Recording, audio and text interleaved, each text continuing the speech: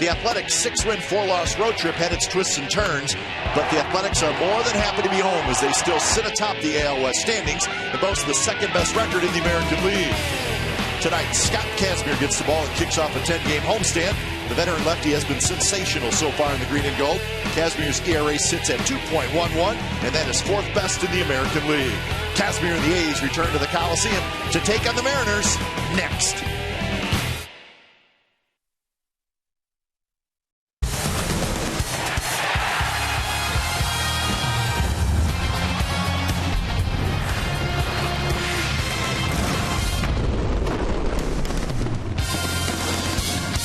Well, the 10-game road trip is behind us, and now it's time for a 10-game homestand. We are excited to be back at the O.Co Coliseum. It's the first of a 4-game series between the Seattle Mariners and the Oakland A's. Robinson Cano in town. He's always fun to watch. And Scott Kazmir's been terrific so far. He will get the start for the Athletics. Welcome to Oakland A's baseball, everybody, along with Shooty Babbitt. I'm Glenn Kuiper. So we saw Scott Kazmir, second start against the Mariners this year. Shooty was very good in the first one. So we'll see if the Mariners make any adjustments to Kazmir. Yeah, you talk about Scott Kazmir being terrific. This guy has been magnificent, Glenn. I mean, he has the lowest home ERA of any pitcher in the American League. So what that tells me is that he's very stingy here at the Coliseum. He's a guy that's matured into a pitcher, a guy that was once a thrower. And what better guy to lead your staff than Scott Kazmir? He's 4-0 right now. He's looking to have the best start of his career, and this is a great time for him to do it. So Kazmir will try to get to 5-0 tonight. He will be opposed by the veteran right-hander Chris Young. And remember, the Mariners, all kinds of injury problems for their rotation, so they brought in Chris Young, actually signed him late in spring training, and this is a guy who still has a chance to be pretty good. You know, Chris Young is every general manager's dream, a guy that you sign and hope that he can support your young pitching staff in case they get in trouble. Well, too bad for the Seattle Mariners because Tajon Walker, Danny Hultzen,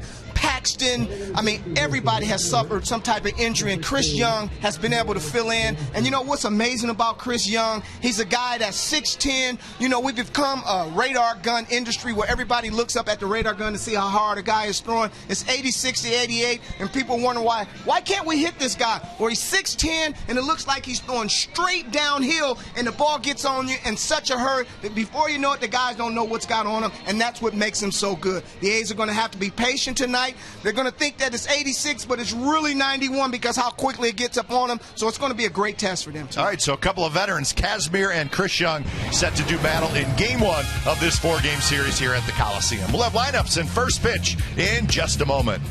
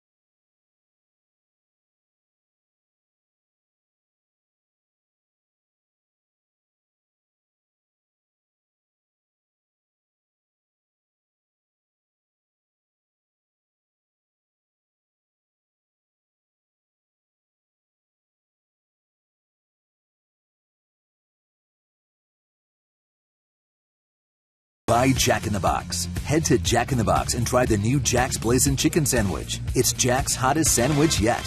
And by Toyota, #1 in MPG, durability, and resale value.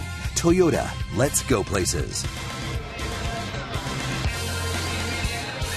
Well, the A's have taken the field, crowd coming in, and it's the start of a nice long homestand for the Athletics. We're in the gold tops tonight, and that will be your starting pitcher, Scott Kazmir. Let's check out the game time weather presented by the Santa Cruz Beach Boardwalk. The admission-free boardwalk is open this weekend. It's a cool one, 59 degrees, and look at the wind gusts, 33 miles per hour. So keep an eye on that on a clear, cool, breezy night at the Coliseum. Let's take a look at the lineup tonight for the Seattle Mariners. In town for the second time. Saunders in center, Romero in right, Cano at second, Hart will DH, he'll hit the cleanup spot, Seager at third, Cole Gillespie is in left field, Smoke the switch hitter at first, Miller the shortstop, Zunino is the catcher. Yeah, well, for Glenn, for the A's, taking the bump for the A's, Scott Kazmir. Even though the Mariners have had a tremendous amount of success on the road, they're facing the best home pitcher in the American League. So let's get it on right now at the Oakland Coliseum. All right, so Scott Kazmir is ready, so is Michael Saunders, and here is the first pitch of the ball game, and it's a fastball in for a strike. First pitch, 7-0-7. So Kazmir trying to go to 5-0 on the season. Facing Saunders, hitting .263, a homer, 7 RBIs, and it's a quick 0-2 count and a quick low strike. Keep an eye on that.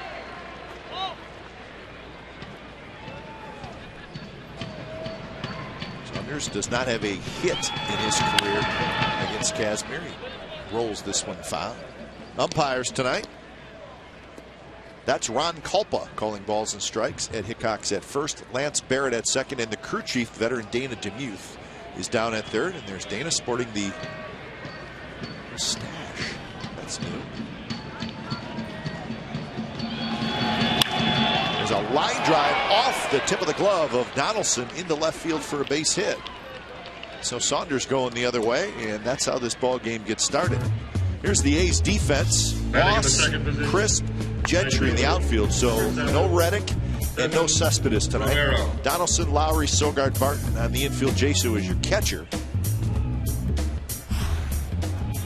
So Gentry in right field tonight. The Reddick turned his ankle batting late in the game yesterday, and he's out. And Cespedes still nursing that sore hamstring. So A's being careful with those two important players.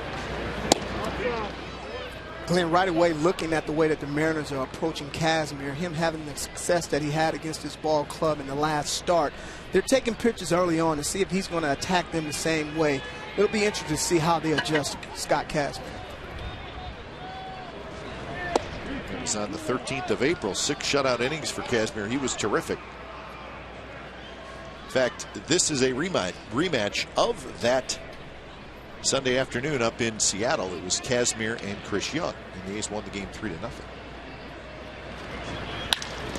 Back to Kazmir, off his glove, rolls to the middle of the infield, and Stephen Romero is going to have an infield hit.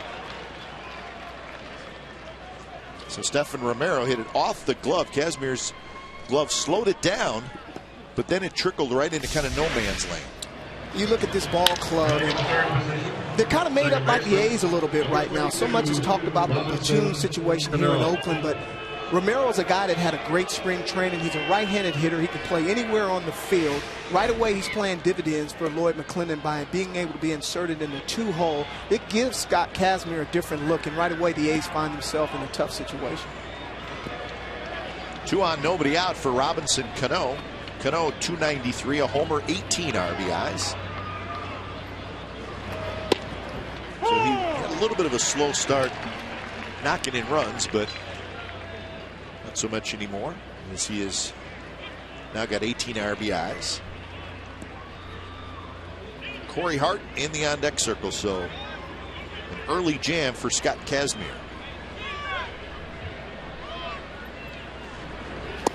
Swing and a miss.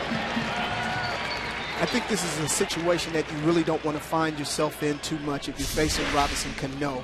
I mean, you've got guys on first and second and nobody out. You really can't pitch around him. And Scott Kazmir is a guy that's very capable of pitching backwards and possibly getting Cano off balance, and hopefully he'll get him to hit a weak ground ball somewhere. Hit in the count 0-2. That one's blocked. Interesting numbers for Cano against Kazmir. He's 8 for 36, which is a .222 average, so that's not that great, but he's got 3 home runs, but he's also got 12 strikeouts.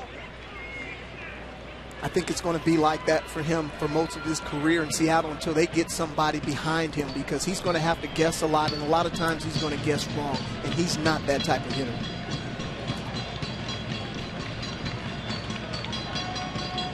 Saunders at second, Romero at first. And the pitch inside corner, strike 3 call. So Kazmir plants a perfect pitch on the inside corner to a very good hitter. Here you see Cano probably looking for something off speed in a 1-2 count that normally you get the pitchers out pitch. An out pitch is normally not a fastball right down the middle of the plate, but once again, Cano guessing and guessing wrong. May have been looking for something away, and it came right on the inside corner. So a very good pitch by Kazmir. And now Corey Hart. Runners in scoring position against Kazmir, 118.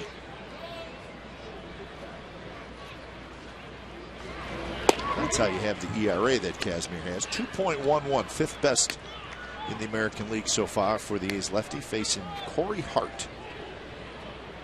You know, Glenn, the reason why I think Kazmir is so good in these situations is because he just won't give in. He'll make a quality pitch to get out of the inning in a situation like this. Sogard sneaking in at second base, and he put that right hand out, calling for the pickoff play.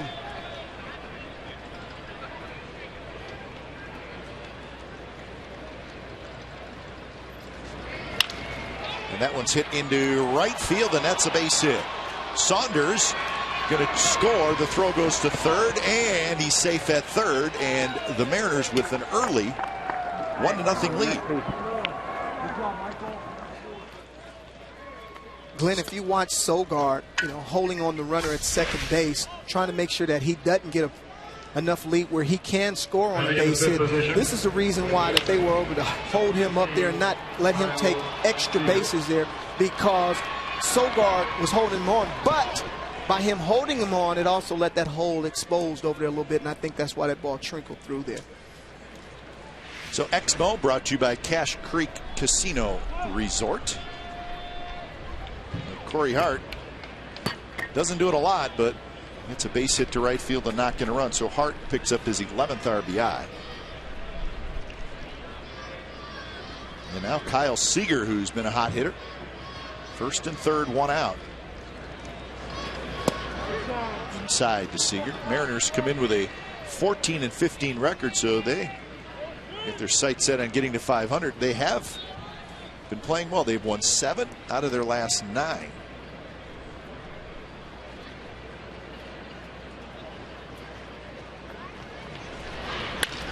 And that one hit toward Barton. That trickles off his glove. Sogard picks it up, throws to first in time. Romero comes in to score, and it's 2-0 Seattle. You know, Glenn talked about how important it was for the A's to be a little more successful in hitting with 2 outs and runners in scoring position. Coming into this game, the Seattle Mariners were 10 for 20 in this situation. So these guys have been doing a pretty good job in that role, and I think that's a reflection of how well they have been playing here early. Just unfortunately here, Derek Barton makes a great attempt at this ball, but, that's a base hit on many days, and lucky he was able to knock it down and kind of hold this guy at second base.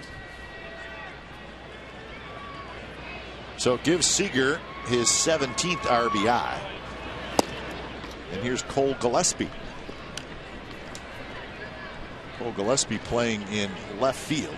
Remember Abraham Almonte, who was the leadoff hitter and center fielder for the first 2 series the A's and the Mariners played. And he had some shining moments against the A's, but Abraham Almonte sent down to the minor leagues. Well, when you're an everyday player and you're not shining in every day, you end up being a platoon player. Sure, good changeup there by Kazmir. In Almonte's situation, this is a guy who is a switch hitter who Lloyd McClendon really loved in the effort that he gave him in spring training, and basically he won that job. But he was unsuccessful. His team has to make some moves, and right away they've got Saunders in the leadoff role where he's been pretty good. 1-1 to Gillespie. Fouls it back. Well, Almonte hit 198, and we saw him, he runs around a little bit.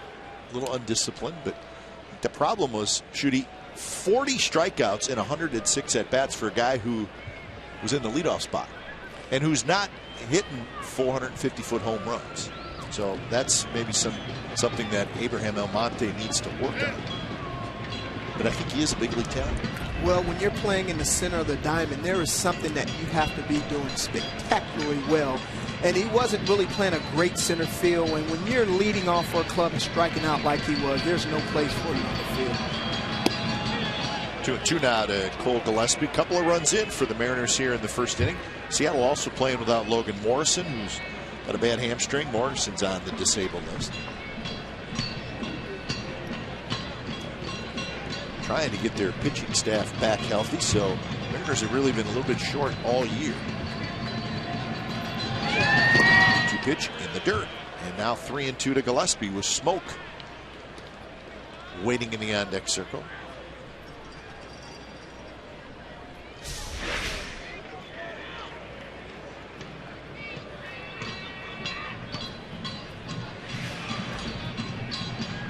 So full count. Gillespie 2 for 12 on the year.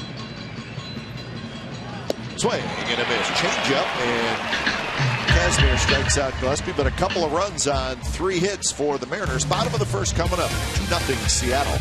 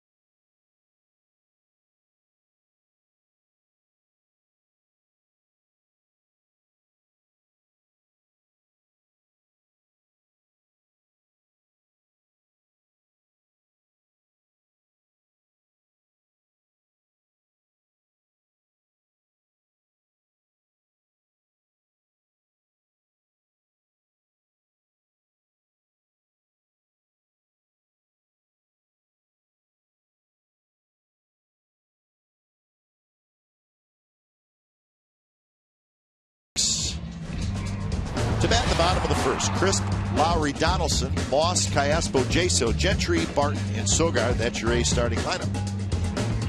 Well, you're talking about a tall challenge for the A's. It's 6'10" worth out here on the bump tonight. This is a guy that throws downhill.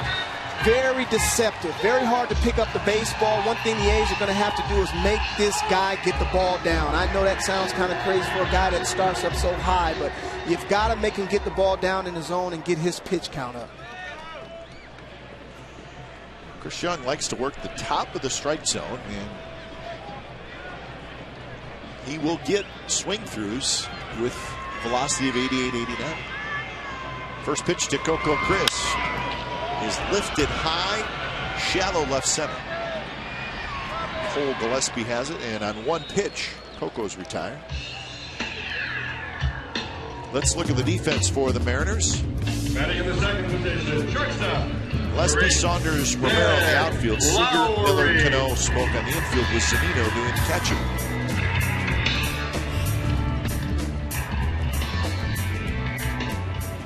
So Jed Lowry steps up.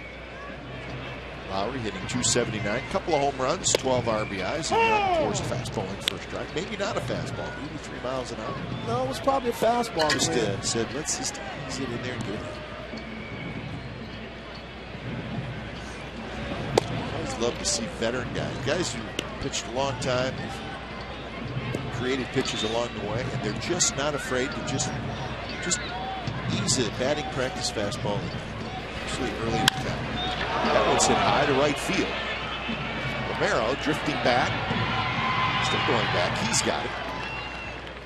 So that's out number 2. Let's check out what Chris Young has. Lots of fastballs, and again, fastballs up in the strike zone. That's what he lives off of. Bartolo Colon throws about 95% fastballs. Chris Young is second in the world. I mean, it's going to be 83 to 88 miles per hour. He's going to cut it. He's going to run it a little bit. He's just going to try to make you hit it on the thin part of the bat. I was talking to Josh Donaldson earlier today, and I asked him, how are you going to approach Chris Young? He said, I'm just going to see the ball and hit the ball.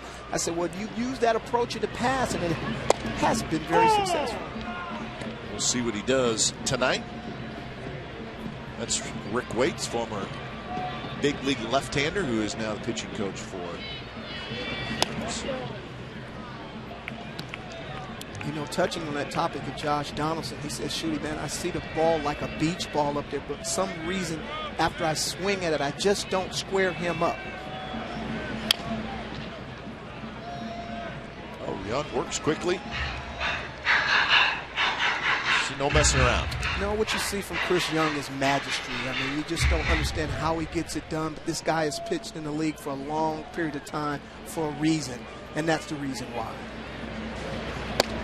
Good breaking ball at 1-2, and a 3-up, 3-down inning. He finishes Donaldson off with the big hook. 2-0 after 1, Seattle.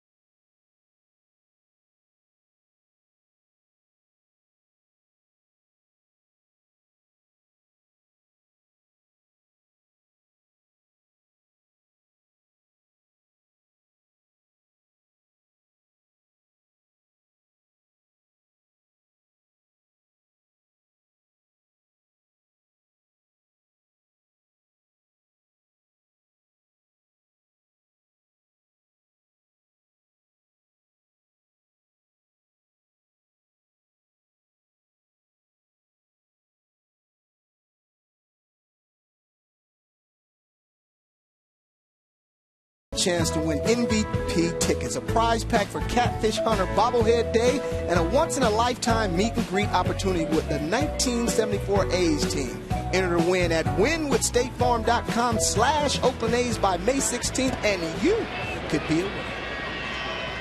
Top of the second inning, Smoke, Miller, and Zunino against Scott Kazmir. Shooty Babbitt in the booth tonight and tomorrow night. A couple of night games. Doubleheader on Wednesday. It'll be 12:35 first pitch for game 1. And then 30 minutes after the conclusion of game 1, it'll be game 2. Both those games will be televised here in Comcast Sportsnet, California. Long run for Gentry, who's going to get there. And Smoke is retired for out number 1. The one thing that you'll see in common with both of these pitchers tonight, Glenn, is that they create a lot of soft contact. And what I mean by that, you'll see a lot of hitters off balance, poor timing in their swing. These guys do such a great job of disrupting the rhythm of the hitters. And they normally have quick pitch at bats because guys see things that they think that they can hit, but they go back to the dugout just shaking their head, not believing that they were able to hit those balls. Here's Brad Miller, the shortstop, lefty on lefty. 188 for Miller, 3 homers, 8 RBIs. One of those home runs against the A's this year. Mariners as a team have scored the 3rd fewest runs in the American League. They've scored 122 runs coming into tonight. They're 9th in the league in home runs. They don't walk much, 2nd fewest walks. They only have 9 stolen bases. That's the fewest amount in the American League. So Shooty, I mean, it's been an ongoing thing for 5-6 years now where the Mariners just have tried different offensive combinations, different lineups, signing different people, and they've always struggled to score runs. And they bring in Cano and they bring in Hart and they make some changes this year, and they're still struggling to score runs. Yeah, Glenn, but I think you have to understand the process. And, you know, Jackson Renzick and his staff is doing a tremendous job of signing young players and developing them in the system. Unfortunately, you have to force feed a lot of these kids, and they get to the big leagues when they're not ready. You look at Miller, who had a tremendous amount of success last year coming up to the major leagues. Now he might be suffering that sophomore jinx a little bit because the league has made some adjustments to him. Well, let's not forget that, you know, we're talking about players that were signed, Cano and Hart and Logan Morrison and changed, but they also let go Raul Ibanez, who hit 29 home runs. Did not bring back Kendrys Morales, who hit 23 home runs and knocked in 80 runs. Those are 2 pretty good veteran hitters. Absolutely. That they don't have anymore. And those are the kind of guys that you would like to have with Cano. They had him last year. They don't have him this year. This year they have Cano. Well, you look for a guy like Justin Smoke to step up. Yeah. Lloyd McClendon and his staff believe that they can elevate his offensive prowess. And he just haven't been able to do it yet. And I'm surprised that Cano has the numbers that he has. Because I know if I'm any manager, I'm any pitcher over there, I'm not going to let this guy beat me. Especially if I'm looking at the guys that are batting behind me and are not having that type of success. But, hey, it's a long season. Guys are going to have to step up, Glenn. Yeah. And I think a lot of baseball people were maybe surprised that the Mariners didn't get another hitter. I mean, a more established hitter. I mean, Corey Hart has had his moments, but there's, you know, is Corey Hart going to be the guy that was with the Brewers? He's still coming back from injury. Logan Morrison has never really reached his potential. And I think most people felt like Cano's great. You probably need one more guy. Well, if you could go to www.com, how do I get a hitter, and get one, I'm sure they would have. Those guys are just not out there, Glenn. And there's a lot of players that are getting overpaid. The contracts are very huge. The one thing that you don't want to do is mortgage the future because you go out and get a guy that you feel that's going to be in the middle of your lineup, and he doesn't turn out to be that guy. And we've seen that over and over again. So it's tough, but just like the A's, I mean, these guys need people to step up and to overachieve and to somewhat support Robinson Cano in what he does. Runner goes. It's bounced toward Donaldson, who backhands. His only play will be at first. So Zunino is retired 5-3 with Miller going to second, 2 outs. You look at Scott Casimir, he's one of the left-handers in the league that does a tremendous job of holding runners on, but you can see that Lloyd McClendon is not going to sit on his hands over there. He's putting runners in motion. He wants to stay out of double play situations and give his team a chance to hit with a runner on second base. I mean, as we looked at the numbers, them 10 for 20 coming into this series with runners in scoring position, this is where this team has been good of late. So here's the top of the order in Saunders, who singled and scored in the first inning. He hit a line drive to left field that actually just tipped off Donaldson's glove, and that's drilled to right. Gentry's right there. He makes the catch. Side retired runner stranded. Bottom of the second coming up. It'll be Moss, Cayaspo, and Jaso. 2-0 Seattle.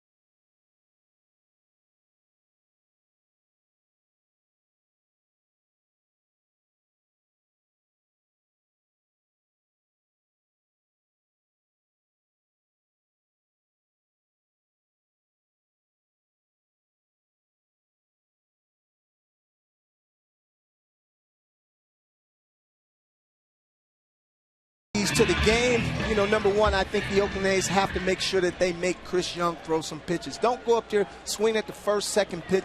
Make him get the ball down, get that pitch count up. And they definitely, Glenn, they've got to do a better job of hitting in clutch situations. When they get men in scoring position with 2 out, make Chris Young pay.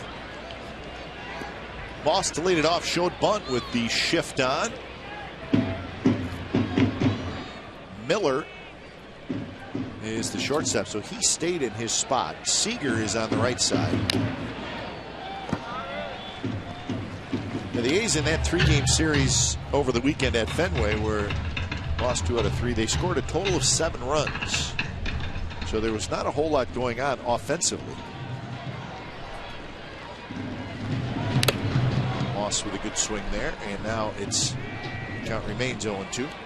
Glenn, there was a lot of talk around the ballpark today about so many teams now employing this type of switch where they have basically no one on the left side of the field. What are hitters going to do to counteract this? I mean, are they going to change the way they go about hitting? Are they going to start doing something different? It's going to be interesting as the game continues to be played. Fastball down around the knee, strike 3 call.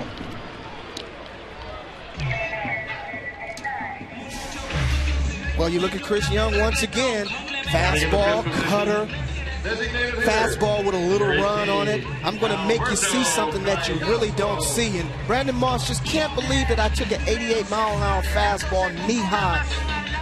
Back to the bench shaking his head. Those are the numbers for Chris Young here in this ballpark. But, I mean, this shift thing, I mean, it's unbelievable. There's no question that it's happening more this year than a couple years ago is when it really started. Last year, a little bit more this year. I mean, I think they're, I'm just guessing, but sitting up here doing the games, I think a shift is on at least half the time. It's not right now for Cayaspo, but I think it's at least half the time. Yeah, well, you have so many different ways of charting and taking notes of what hitters do. And those spray charts, they tell the truth. And the pitchers are going to start pitching into where these guys hit the ball. And generally, it's a left-handed hitter when they have these switches like this employed. It's going to be interesting because it started getting to the players' heads a little bit. Now they're going to start going up to the plate with a different type of attack approach. And normally, that's not the way that they're normally comfortable about hitting. So it's going to present a challenge for everyone. Well, and listen, teams are doing this, so it has to work. If there wasn't statistical numbers to back it up, they wouldn't be doing it, obviously. So there has to be numbers that back this up that show it's a good thing to do. Absolutely. There has to be. Yes, indeed. I'd love to look at them. We're in a numbers business now, and the proof is in the pudding. I've looked at the straight charts, and I see the advantage to moving the players. I just think that at some point it's going to take something away from the game and the way the game is being played, because these guys have grown up learning how to play the game that way. I think what they're going to have to do is start developing the kids in the minor leagues to start understanding how to go about hitting against a shift, because if you get to the major leagues and you haven't learned that, how are you going to have success up here when everybody is doing it? So you really think that organizations will start thinking offensively how to beat the shift? Well, success comes from preparation and application. And if you don't prepare for it and you're not able to apply it, you're not going to be good up here, and you're not going to be here for very long. So you're going to have to make the adjustments. And the only way to be able to make those type of adjustments, you are going to have to practice that part of your craft. There is no shift for Jaso, so none for Callaspo, none for Jaso. Rips it, Cano knocks it down, picks it up, throws to second for one, back to first, and that's a double play. 4-6-3 double play and a hard hit ball by Jaso, and we're on to the third, 2-0 Seattle.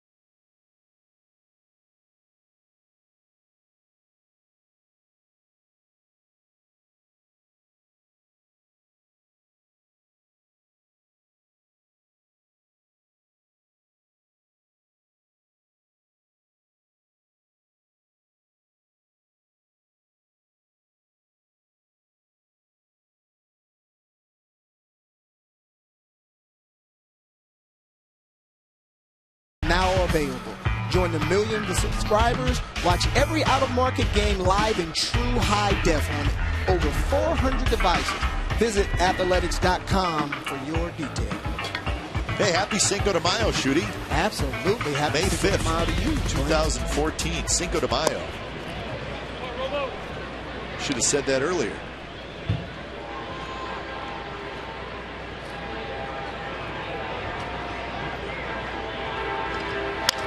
Romero swings at the first pitch off the end of the bat toward Moss, who's over toward the line, and he makes the catch. So Stephen Romero, after singling in the first inning, flies out to left.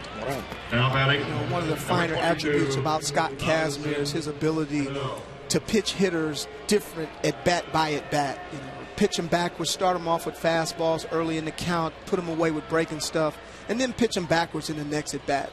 You can see that Romero was going up there looking for something, and Scott Kazmir gave him the opposite, and that's why he was able to create some weak contact. First pitch is low.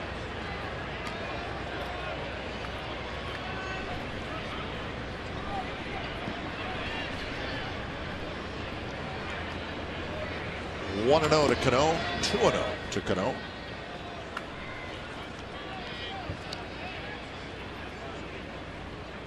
Man, you know, you talk about the better players make the game look easy. I mean, Robinson Cano just looks like he's always just going to walk at the park at the baseball game. Yep, makes it look easy. That is a fair ball. Nice play by Barton. Flips to Kazmir. Terrific play by Derek Barton, taking extra bases away from Robinson Cano. Once again, Derek Barton proving his worth as an Oakland Athletic. I mean, his range is underrated. His ability to read the ball off the bat is so great. He makes it so easy for the pitcher here. And once again, something that you practice so much in spring training, PFP. Derek Barton knows that Scott Kazmir is a guy that fills his position very well. Wasn't in a hurry, just made the easy pitch to first base, got Kazmir in position where he should be. Derek Barton made play of the game yesterday at Fenway. Talking to Bob Melvin down there.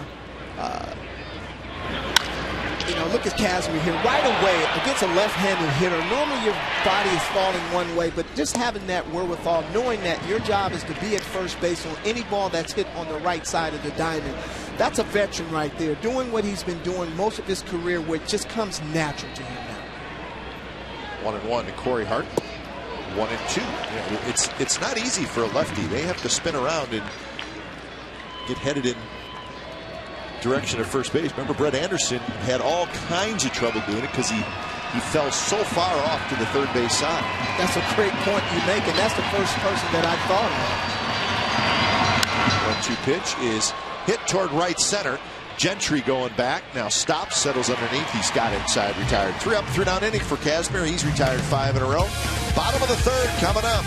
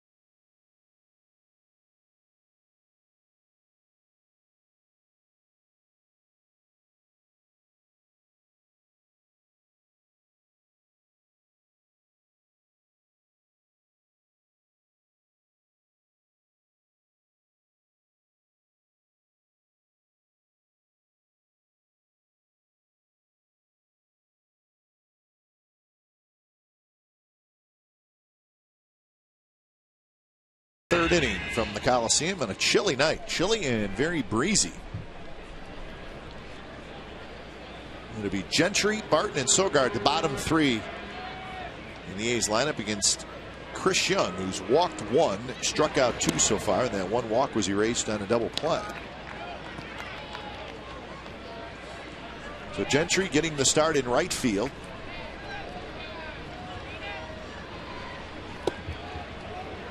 So now 1-1. A's come in with a 19-12 record. They're 6-6 at home. 13-6 on the road. So very good road record. They'll try to work on that home record, get it up over 500. Seager's right there, playing even with the bag, and that's out number 1. Time now for a Ford right choice. This is that play that we were talking about. Bottom of the 10th inning, nobody out. Man on second, A's with a 1-run lead, and Derek Barton throws to third. Not a force out. That's a tag play. That makes it an even more difficult play.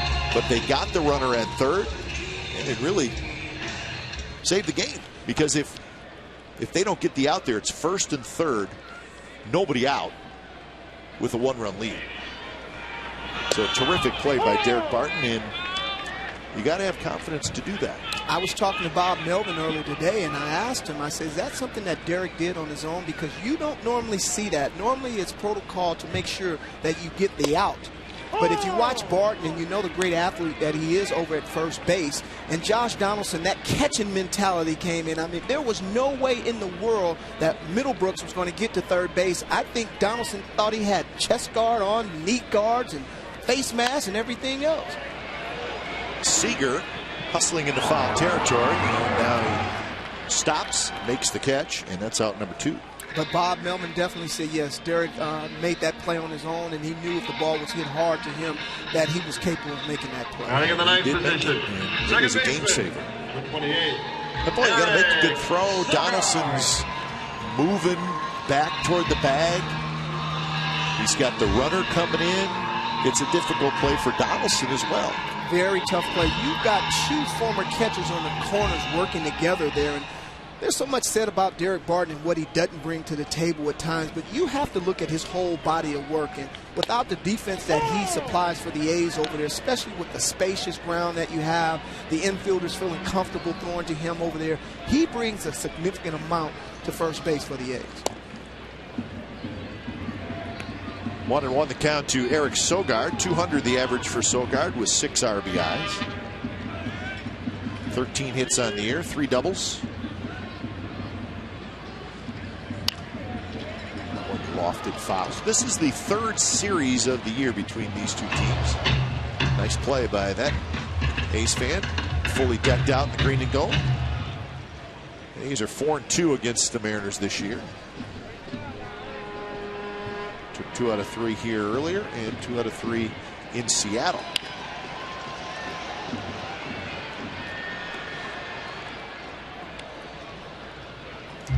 These pitchers have done a good job. 1.61 ERA. I think the Mariners only scored 15 runs in the first 6 games. They got a couple tonight that gives them their 17 runs. So not a huge amount of runs scored by either team in the first 6+ games. Well, if you look at this Mariner club, this is a team that went through an 8-game losing streak, and people were starting to point the fingers. But since then, this team has been playing very well. They're 1 game close to being 500 right now, and people don't really start even thinking about you until you get to 500. So it's going to be a dogfight here in the American League West. Texas, Anaheim, 2 teams are capable of running off 10 out of 12 at any time. And, you know, one thing, talking about Lloyd McClendon early on today, he's a guy that's very happy that his club is starting to take on his personality. Just a team that won't quit, that continues to fight, and to get everything that they have. High curveball is popped up toward the shortstop Miller. On the outfield grass, he's got it, and that's another 3-up, 3-down inning for Chris Young. So he looked sharp early. Mariners with a 2-0 lead after 3.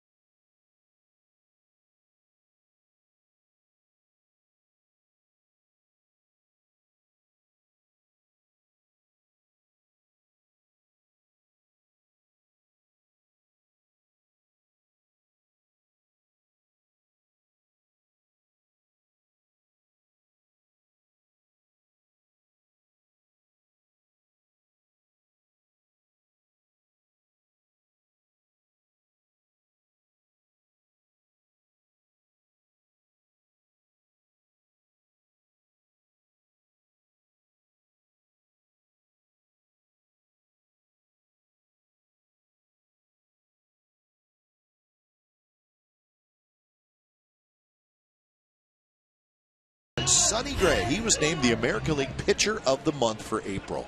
4-1, 1.76 ERA for Sonny Gray. 6 starts, and that included the opening night start, which was March 31st. But he was terrific. So Sonny Gray, congratulations, the American League Pitcher of the Month. The National League Pitcher of the Month was Jose Fernandez. He's pretty good too. Not a bad pitcher at all, man. You look at Sonny Gray and the picture of that kid. What a good-looking young man. His parents should be given a lot of credit for coming up with a great name. Sonny Gray. Jose Abreu from the White Sox, the rookie from Cuba, was named the American League Player of the Month. What a sensational month he had. So the April awards are out, and Sonny Gray wins it. Talking about Jose Abreu, Kenny Williams was told, or said to have stood up in a meeting after watching Jose Abreu work out and said he's the only player he ever watched in a workout where he wanted to stand up and give him a standing ovation. Really? Young man is special. He's a big boy, too. And we'll see him next week. The White Sox will be here at the Coliseum a week from tonight, Monday, Tuesday, Wednesday. So he's worth coming out to see. Jose Abreu. Sogard wrestles with it, makes the play. Seager's retired. So that play was probably a little more difficult than it looked. Yeah, but what made the play look a little easier than what it was? Sogard anticipating contact. And one thing about infielders, you look for the guys that have quick feet, great arms, but you look for a guy that really does a great job at anticipating contact. And when you have a pitcher like Scott Kazmir on the mound that pretty much throws the ball where the catcher sets his glove, it makes it a lot easier for the infielders to do their positioning out there. Here's Cole Gillespie, takes inside. Gillespie struck out swinging in the first inning. Couple of strikeouts for Kazmir. Sogard has not made an error yet this year. Hayes will tell you that as a team they've made way too many, but Sogard has not made it. Hayes have 28 errors. Only the Indians have made more in the American League. That one's hit toward right center, but it's in the ballpark as Gentry's over there, and that's out number 2. So Kazmir settled in nicely after giving up a couple of runs on 3 hits in the very first inning. He's now retired 7 in a row. So much you hear hitters complain about hitting in the confines of the Coliseum because the ball doesn't travel that well. I guarantee if you talk to Scott Kazmir, he loves pitching here. We talked about his numbers, but you can make a mistake. Sometimes the ball doesn't carry here at night. The guy may square one up, but when you keep the ball down in the zone as well as he does, normally you're going to have a high level of success. Well, I would think a night like tonight, a great night to pitch because it's cool and close to being cold, and it's very breezy, but you don't get the feeling here at the Coliseum that the wind ever really blows out. I mean, where it's clearly going to help a baseball and help a hitter. And it's amazing because you look at that gap down there in left field where it looks like the flags are blowing out, and you're looking right, they're blowing the opposite direction. You really never know how the ball is traveling here at the Coliseum. 3-0 to Justin Smoke. Yeah, those flags right there in left field will be blowing in one direction, and flags in that right field breezeway, well, they'll be blowing in a different direction. And a 4-pitch walk to Smoke with 2 outs. Something very uncharacteristic of Scott Kazmir. He's a guy that normally gets 2 outs. He does a pretty good job of putting his opponent away. Now batting, number 5. But once again, he's not a guy that just Miller. gives in. I think he likes his matchup a little better against Brad Miller than he did of Smoke, and he feels that he can handle him at this time in the game.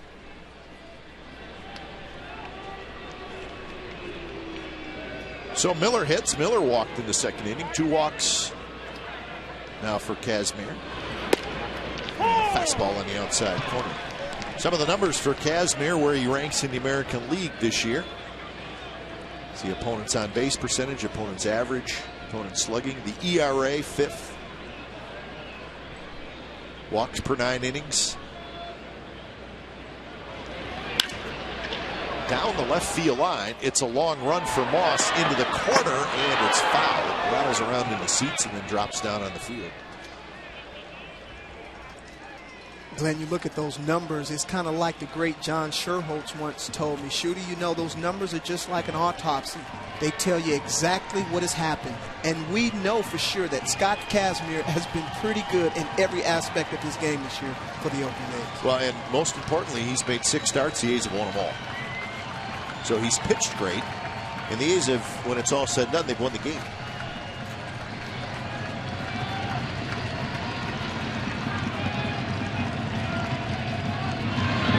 2-pitch swing and a miss, pops out of the glove of Jaso. He tags Miller, side retired. So a runner left, and we're on to the bottom of the 4th. It'll be the top of the order for the A's, trailing 2-0.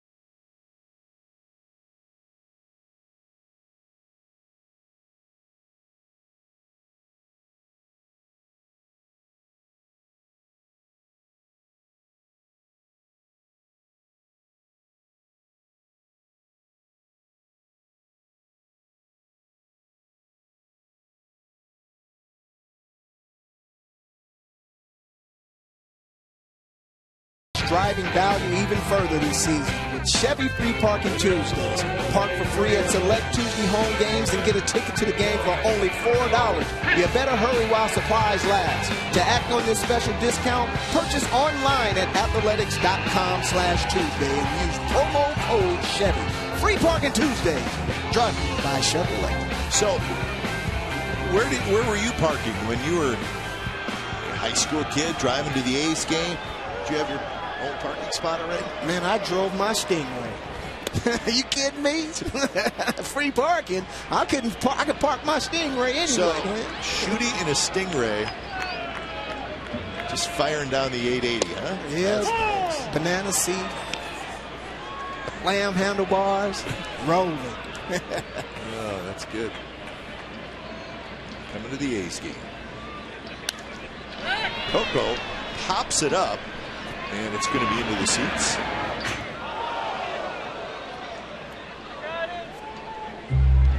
So top of the order for the A's, trying to get something going against Chris Young, who has been good so far. You watch Coco in that swing there, Glenn, right away. It's just difficult to lay off of that 86, 88 up in the zone. And he hits a high fly ball lazy to left field. See, that's the pitch. Is it a strike? It's close to being a strike. This was the injury situation yesterday. Now Cespedes, and this was a huge play. It was the go-ahead run in the 10th inning. But that hamstring is sore, and he'll sit out tonight. See what happens tomorrow. And that's the situation with Cespedes. Reddick injured his left ankle swinging, and he was leaving the box, and he turned his left ankle, so he's out. And you know, when Cespedes showed up at the yard today, he was expecting to play, and he was pretty adamant about it, and he wasn't happy that he wasn't in the lineup. There's a base hit right center field for Lowry. So Lowry has the first hit of the night for the Athletics, and it comes with 1 out in the 4th inning. If you look at Lowry here, one thing that he does, he breaks out a little Tomahawk Johnson on him. You got to get on top of that fastball. If you're going to have any success against a Chris Young who elevates a lot to pitch to weak contact, you've got to get that top hand on top, Glenn, and you've got to throw the barrel of the ball and hit the top half of the baseball. So here's Donaldson. Young will go into the stretch. Just the second time he's been in the stretch. Tap towards Seager. He'll throw across to first to get Donaldson, and that's out number 2. So you saw the Cespedes play yesterday. Now here's Reddick. Now watch the left ankle as he leaves the box. And right there, he turned it pretty good. And that turned out to be a double play. 37, Brandon Moss. He left the game. Will be cautious with him as well. Glenn, what happens late in the game, and I think Josh Reddick mentioned the hole being in the batter's box, but late in the game, so many left-handed hitters have gotten into the box, and they start digging in. Before you know it, you have to stand in the same hole. Unfortunately for Reddick, his leg got caught in that hole, and that's why he got stuck in the box. Yeah, you play 10 innings, or I think that play was in the 9th inning. See those guys doing their yard work in the batter's box. I'm not surprised that there's a couple holes there. Moss fouls it back. See that pitch right there shooting is 86 miles an hour. It looks fairly straight. It's just, it looks pretty hittable, but yet it's foul back. Well, that's the illusion that tall pitchers are able to create. When even though Young has short arms, he has so much length, and instead of it being 60 feet by the time he lets it go, it's 55 feet, and that ball, that last 4 feet is what's going to make the difference of what a baseball does.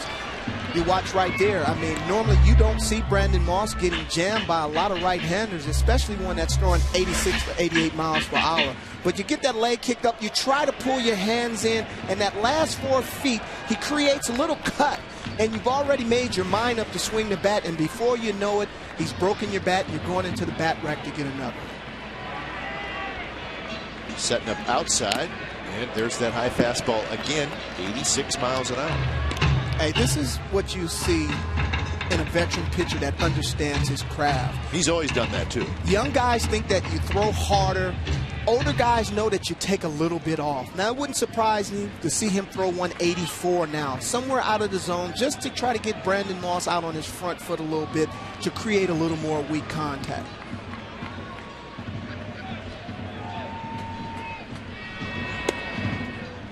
Stayed with that fastball, just a little high there. 2-2 shift is on for Moss, as always. I think what the A's hitters are going to have to do, they're going to have to just say, hey, I'm going to commit to hitting the ball the other way. I'm going to let the ball travel a little longer, let it get a little more into my zone where I can handle it a little better, and do a little manipulation with the bat hit. And that one hit high to right field. Romero's back, and that baby's gone. And just like that, we are tied at 2.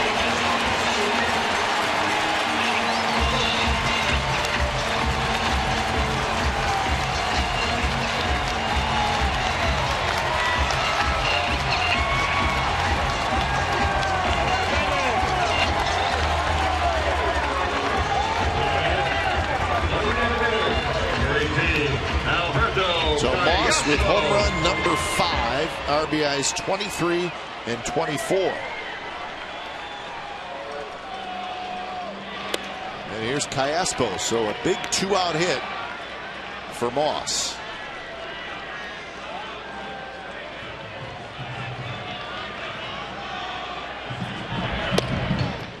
And a quick 2-0 to Callaspo. You know, Glenn, the disadvantage of throwing 86 to 88 and trying to pitch in, if you don't have cut on it and you leave that ball up in the zone, especially for a left-handed hitter like Brandon Moss, those are the things that normally happen. Let's look where the pitch was on the home run. Well, Chris Young didn't get in as much as he did on the prior pitch. And if you watch Moss, he's able to pull his hands in and extend the bat hand in such a quick manner that he's not going to miss many pitches in that area there. Up the middle. Miller's playing that way, and he throws to first. Callaspo retired, and so are the A's. But Brandon Moss gets the crowd into it with a long 2-run homer. So we're headed to the 5th. It's now a 2-2 game.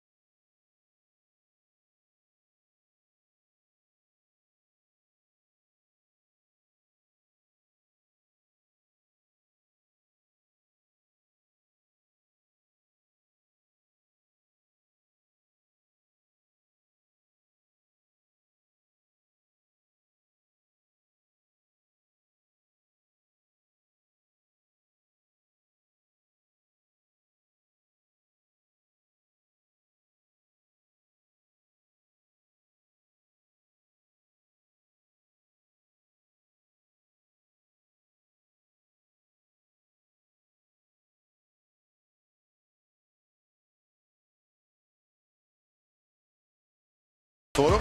Name and hometown. Put it down. You're going to get a chance to be shown in an upcoming game broadcast. It's brought to you by AT&T. That's Norma and Raquel Embers from Richmond, and they're with A.J. Griffin. So a new ball game. It's 2-2 thanks to Moss's 2-run homer. Kazmir will face Zanino Saunders Romero here at the top of the 5th. The Rockies are beating the Rangers tonight 7-1 in Colorado. Interleague action. So the breakdown for Kazmir, what he did in that first inning when he just looked a little out of sorts. Since then, he's walked just 2, has not given up a hit.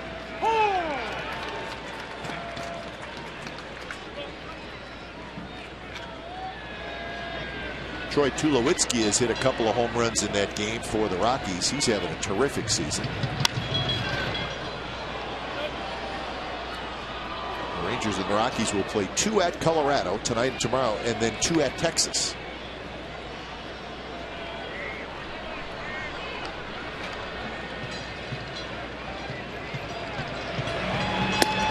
Two pitches outside.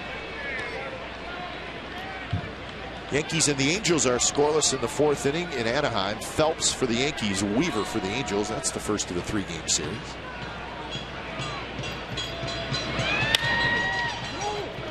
The fist to Barton, and Zanino's retired. So that's out number 1. So speaking of the Angels shooting it, your scout. So tell me about the young man that they just brought up from the minor leagues. I've read about him for a couple years now. His name is C.J. Cron. And big, powerful hitter. And the Angels like him a lot. They just called him up. And he's going to get a chance to play some. What do you know about C.J. Cron? Because I'm curious to hear a scout's take on it. Big presence, right-handed hitter, understands hitting. You'll see this guy and you would think that he's this big power guy. But he's just quite the opposite.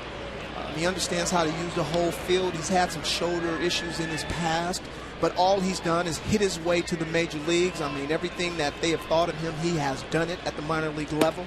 And he's been one of their top prospects for a couple years now, correct? Yes, he has. And, he burst on the scene like a gangbuster. I mean, the same thing that got him here, he kept doing it so far, and I know the Angels have to be just delighted about what he's doing. Well, we don't see the Angels for a little while, but you named to keep an eye on C.J. Cron, big right-handed hitter.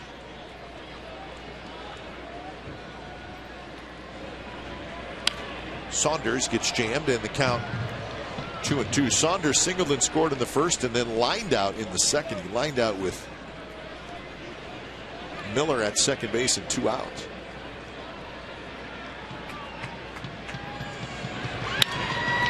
Another line drive, and again Gentry's right there. So Saunders had some good swings tonight. 1 for 3 to show for it. 2 outs here in the top of the 5th. You know, Glenn, watching Scott Kazmir go about his business on the mound, you have to be so impressed as a baseball fan, as a baseball expert. This is a guy that once could throw the ball right through the catcher's glove. But through maturation, growing a little bit, understanding how to get big league hitters out. I mean, pitching backwards, throwing cutters, backing his changeup up. I mean, the guy really can pitch, and it's really just fun to watch him go about his business on the mound. He never seemed to be in a hurry, always under control. He has not had a bad outing this year. Statistically, probably his worst outing was his last one at Texas, where he gave up 3 runs in 5 innings. That one's hit to left field. Moss going back, and Romero has homered to give the Mariners the lead. Quickly back, gets 3-2. So Stephen Romero, his first home run. And that's the first home run of his big league career. So that gives your team the lead. So he's an excited young man. Well, this is what Stephen Romero did in spring training. Opened up all the eyes in the Mariners organization. He was a guy that hit like 340 in the minor leagues a year before. And the one thing that they talked about is his ability to hit the fastball and his ability to pull the ball. And this guy pulled the hands in very quickly. There's a lot of extension in his swing. One of the mistakes that Kazmir has made tonight that he's not going to get a chance to get back. Just the second home run allowed by Kazmir this year. And this is to Stephen Romero, the young right fielder.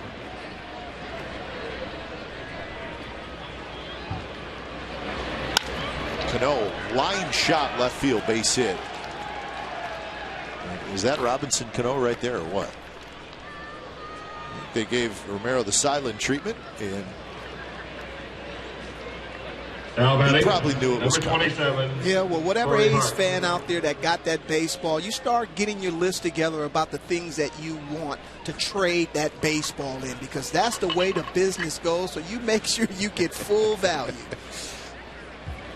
Problem is, Shooty, is the fan may be thinking the same thing, right? So there may be a Mariner heading out there. See who's got that baseball.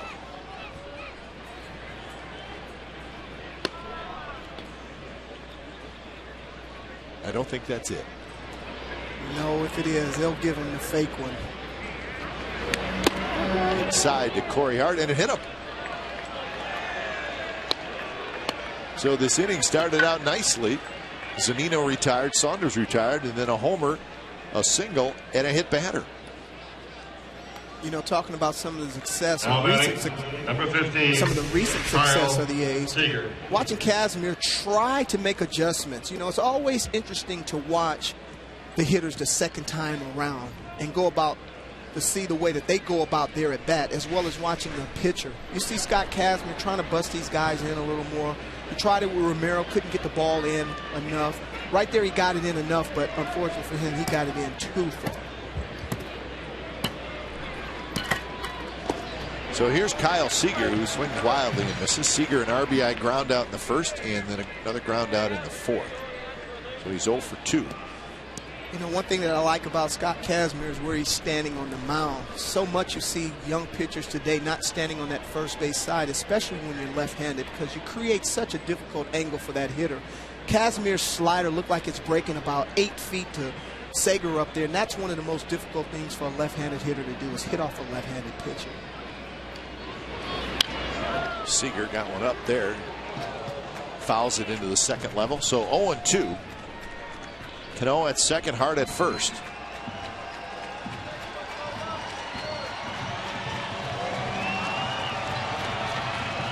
Pitch number 79 coming up by Kazmir.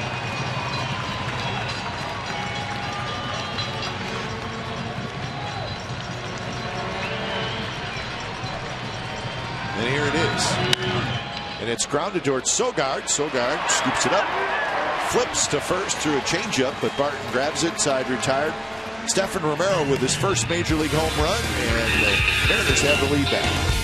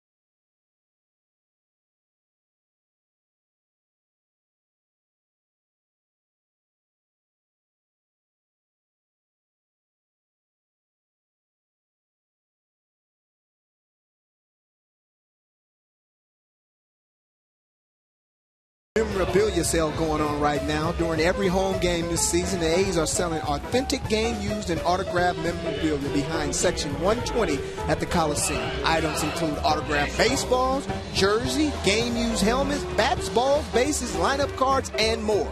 All items are authenticated under the MLB Authentication Program. A portion of the proceeds will benefit the A's community fund. Jaso on the first pitch. Launches one towards center. Saunders is under it. One pitch, one out for Chris Young here in the bottom of the fifth. So Mariners now with a 3-2 lead. Now batting right fielder, number 3. It's a little gamer. Craig Gentry. Yeah, you haven't enjoyed the baseball game. If you haven't had a hot dog and some popcorn, run out there and get your son some popcorn and hot dogs. My guess is he's already had it. Here's Gentry. And the first pitch just a touch outside to Gentry, who grounded out to third in the third.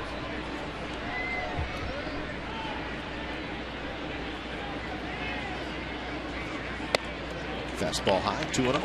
Glenn, you talk about deception in the pitcher. You know, something that you don't see a lot of the Oakland A's swing at first pitches, making first pitch outs. It's so hard to lay off of those pitches that look like cookies up there. Tapped over the mound. Miller scoops it up, sidearms it to first. Gentry is retired. Miller knew he could not wait around. He had to get rid of it quickly with the speedy Gentry running to first. Number 10, So Derek. dropped down a little bit from the side. What an asset that Gentry has been for this ball club. I mean, he's electrifying. I didn't know he was as great a runner as he is right now, but this guy is very exciting when he gets on the bases. You look forward to him getting on so he can make some things happen. Here's Barton, and the first pitch down around the knees for a strike. So Young working the bottom of the strike zone, and you would imagine at some point now he's going to elevate some pitches to Barton. And he does, and that one's hit toward right. Romero on the move near the line. He's got it side retired. So Barton didn't miss it by much. 3 up, 3 down inning for Chris Young. 6th inning coming up. 3-2 Seattle.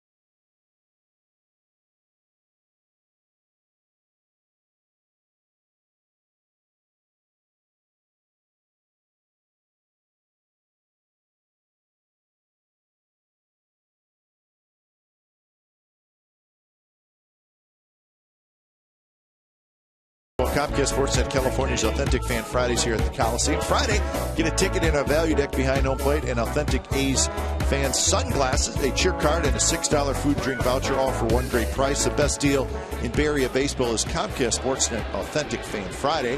Friday night, the Washington Nationals in town. Nationals, a very good team, fighting some injuries. No Zimmerman, no Harper. Nationals 17-14 this year. So interleague baseball this weekend. First pitch to Cole Gillespie is in there. Yeah, but those guys have this guy named Steven Strasburg. What a special player he is. Gio Gonzalez. Zimmerman's very good too, Jordan Zimmerman. Do not have the pitching matchups for that series.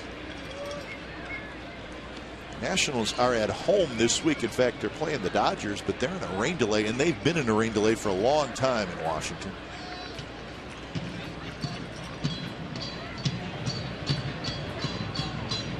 One-two pitch to Gillespie is tapped foul on a check swing.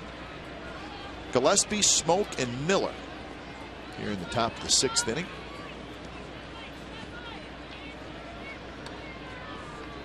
Hey, there's a guy paying tribute to the Negro Leagues there. What a good-looking jersey. A little bit of everything on that jersey.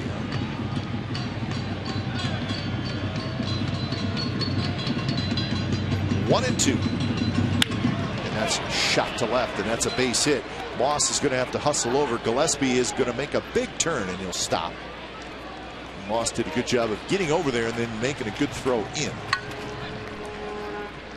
One thing we haven't seen Scott Kazmir do is miss a lot up in the zone there, but when you throw a breaking ball that's spinning like a cement into there, good things normally don't happen. Gillespie's in the lineup because he's a right-hand hitter in a platoon situation, and that's what he's in the lineup to do, to hit cripple-type pitches, and that wasn't one of Scott Kazmir's better offerings. So leadoff single, that's the 6th hit for the Mariners tonight. A's have just 2. Here's Smoke. Smoke reaches for that changeup, and Barton has it. So you want to see a changeup, and what it does to a hitter, just takes all the power away, and that's what happened to Smoke right there. Check it out. And if you're a young pitcher, pay attention right here. You've got a big, burly, slobbing at the mouth power hitter coming up to the bat, thinking that he's going to jump on the first good fastball that he sees. You throw 88, take a little bit off. Throw it 85. Get that guy out on his front a little bit. If he's not Frank Thomas, Hank Aaron, Harmon Killebrew, these guys are not going to do a whole lot of damage off their front foot. Here's Miller. Miller swings wildly. So the Kazmir changeup. He's throwing it more this year. The yellow is this year. Green is last year. And the average against it, down. Slugging percentage against it, down. So he's throwing it more and having more success with it. And it is a good pitch. 0-2. Miller with a walk and a strikeout. But he has not had good swings against Kazmir. So many people talk about strike one is the best pitch in baseball. I'm going to respectfully disagree. I think the changeup is the best pitch because hitters practice hitting fastballs. They don't practice hitting changeups.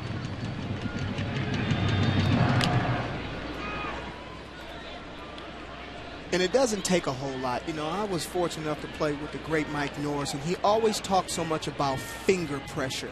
Add a finger, put the ball a little deeper, use the same arm speed, and I think that's why Kazmir has such a great changeup, because his arm speed does not ever change, and it gives the illusion that the same pitch is coming when actually it isn't. And you watch Miller at the plate right now, he is so confused. If I was a hitter in his situation right now, knowing that I'm struggling the way that I am against Kazmir, hitting at the bottom of the lineup that he does, you got to think about trying to bunt or do something else, because right now I'm overmatched. And if I don't have a better game plan at the way that I'm going at it now, it's going to be a long night for me.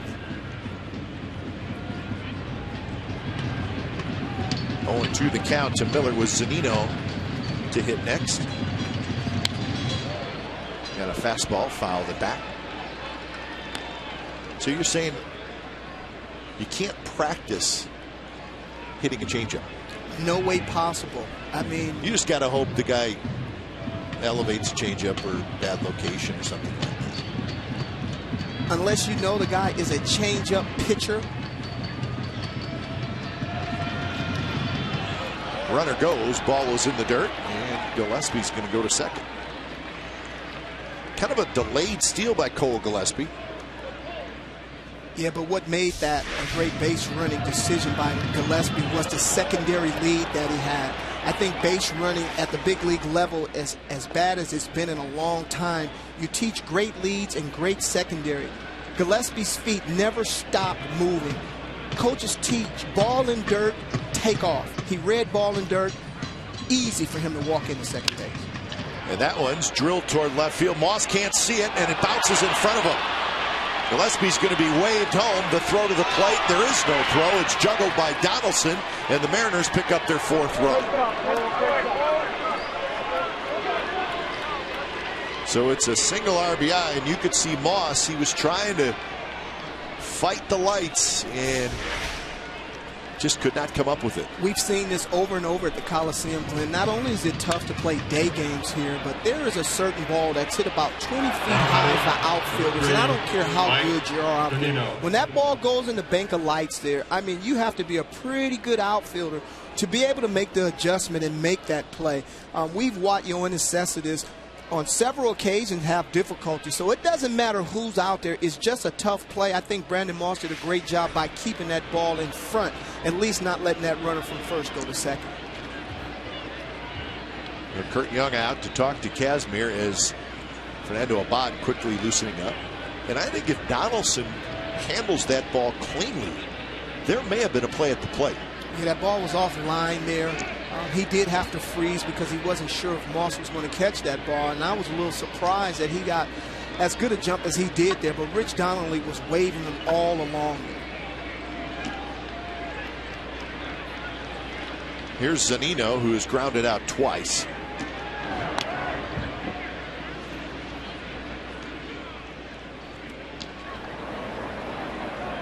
Fernando Abad, it does not take him long to get loose.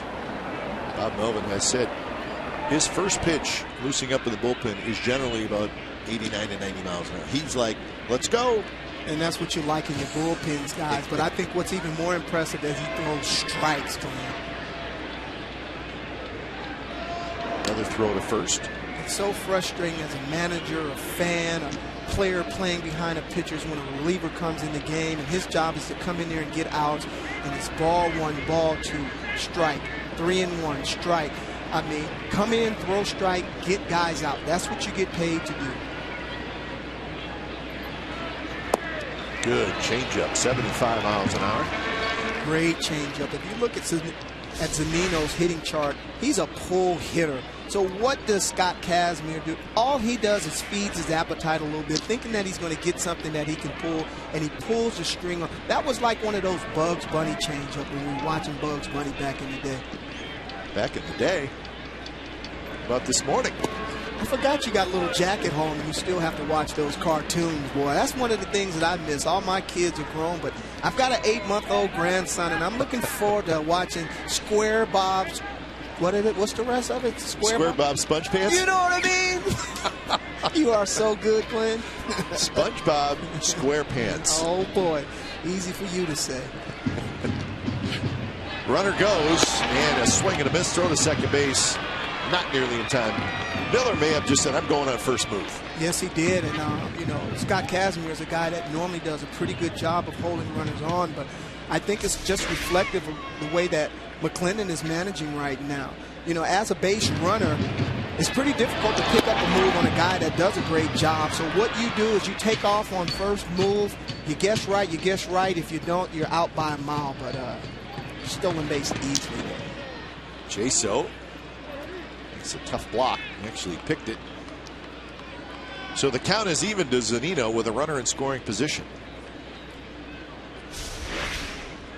One thing about Jaso, he does a good job of blocking that ball there. You look for your catcher normally to get his knees down on the ground so you can make sure that you keep that ball in front. But he read spin pretty good there.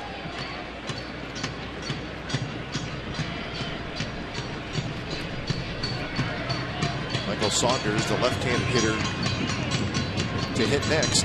Miller goes. Throw to third. Not in time. Pitch was a ball, and Miller steals second. Miller steals third. You know, watching this Seattle Mariners team, you know, you have got to remember that Lloyd McClendon and Bob Melvin are both disciples of Jim Leyland. Jim Leyland is a guy that's always played an aggressive style of baseball. Lloyd McClendon talks to this guy every day at 4 o'clock in the morning, like it or not. Jim's sitting at home ready to fire up one of those smags, and he needs somebody to talk to, man. And guess what? It's Lloyd McClendon. Infield in for the A's, and it's hit toward Donaldson. Coming home, the play at the plate, and it got him. So Miller's thrown out at the plate. Donaldson backhanded it, made a good throw home. The A's cut off the runner at home.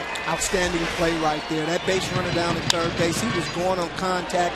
He had a good walking lead. If that ball had been hit to Josh Donaldson's left or further to his right, it would have been a difficult play there, but because of the arm strength and the accuracy of Josh Donaldson, he made that look fairly routine. Now batting, number 55, Michael Saunders. So Zunino now at first. Here's a good look at the play. You know, I'd like to get a poll from some of the fans about how they like the rule change at home plate. Once again, here's a situation where you might have had somewhat of a collision at the plate. But I think that with the rule change that they have now, basically they dictate what happens at the plate there, because normally you have a chance to dislodge the ball from the catcher's glove.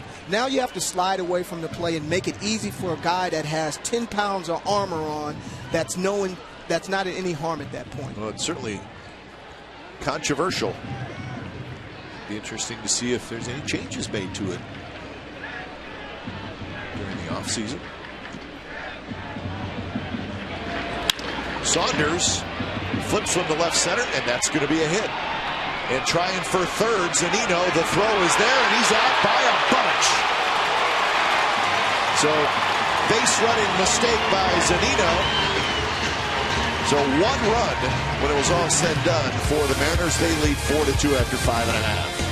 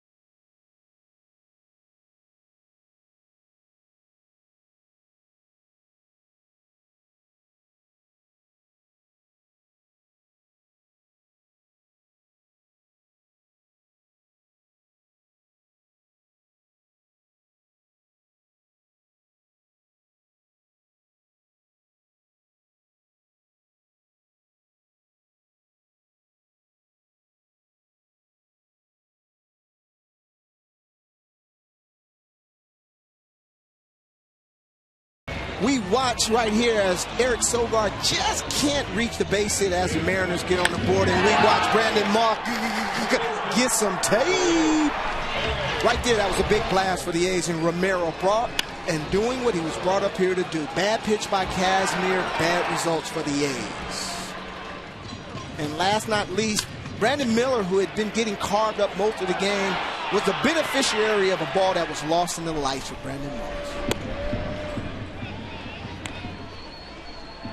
So when it's all said and done, it's 4-2. The Mariners lead bottom of the 6th inning, so still tied for the A's.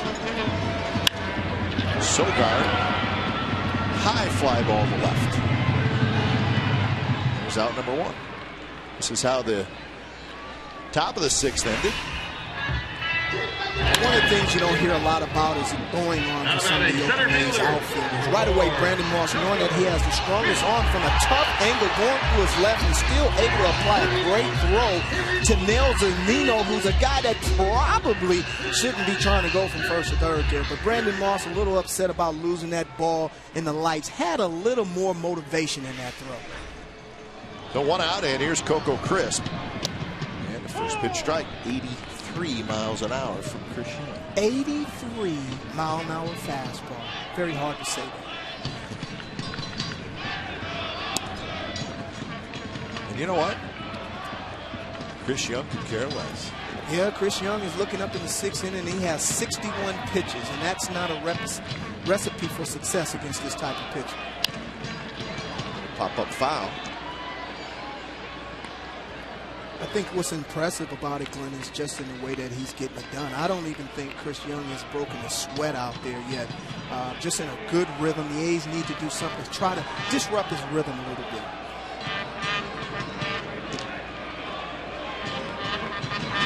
One-two pitch is hit on the ground. Robinson Cano scoops it up, and that's the second out here in the bottom of the 6th inning. Abad still throwing out in that bullpen. Yeah, that's a good sign that your starting pitcher might be done for him, because he's up early out there and he's kind of finishing it up down there. So it'll be interesting to see. But man, oh man, Glenn, I just can't get over how much soft contact has been made off of Chris Young tonight. First pitch fastball at 84 miles an hour first strike. You know, he's a guy who's had some problems and a lot of misdiagnosis with his injuries. Yeah, he was with the Mets in 2012, pitched some with the Mets, but did not pitch in the big leagues all of last year. His best years probably came with the Padres. He was an all-star for 1 year with San Diego. Yeah, what was happening is they thought that he had shoulder problems, so he constantly got treated for shoulder issues, and he finally saw a specialist, and this guy found out that he had a problem in his neck, and it wasn't his shoulder, and he was able to get that problem cleared up, and Chris Young said he's felt as good as he's felt in a long time. Interesting. He'll turn 35 later this month. He's been sharp against the A's this year. 2-2. In that start on April 13th in Seattle, Young pitched terrific. He went 6 innings, gave up just 4 hits. He left, and it was 0-0, and that game stayed 0-0 through 7 innings, but the A's scored 2 in the 8th and 1 in the 9th up in Seattle and ended up winning the game 3-0. So no decision for Young, and he's going to get another pop-up. Cano and Smoke are there, and Cano grabs it inside, retired. So 7 in a row for Chris Young. That's how many he's retired since the Moss home run.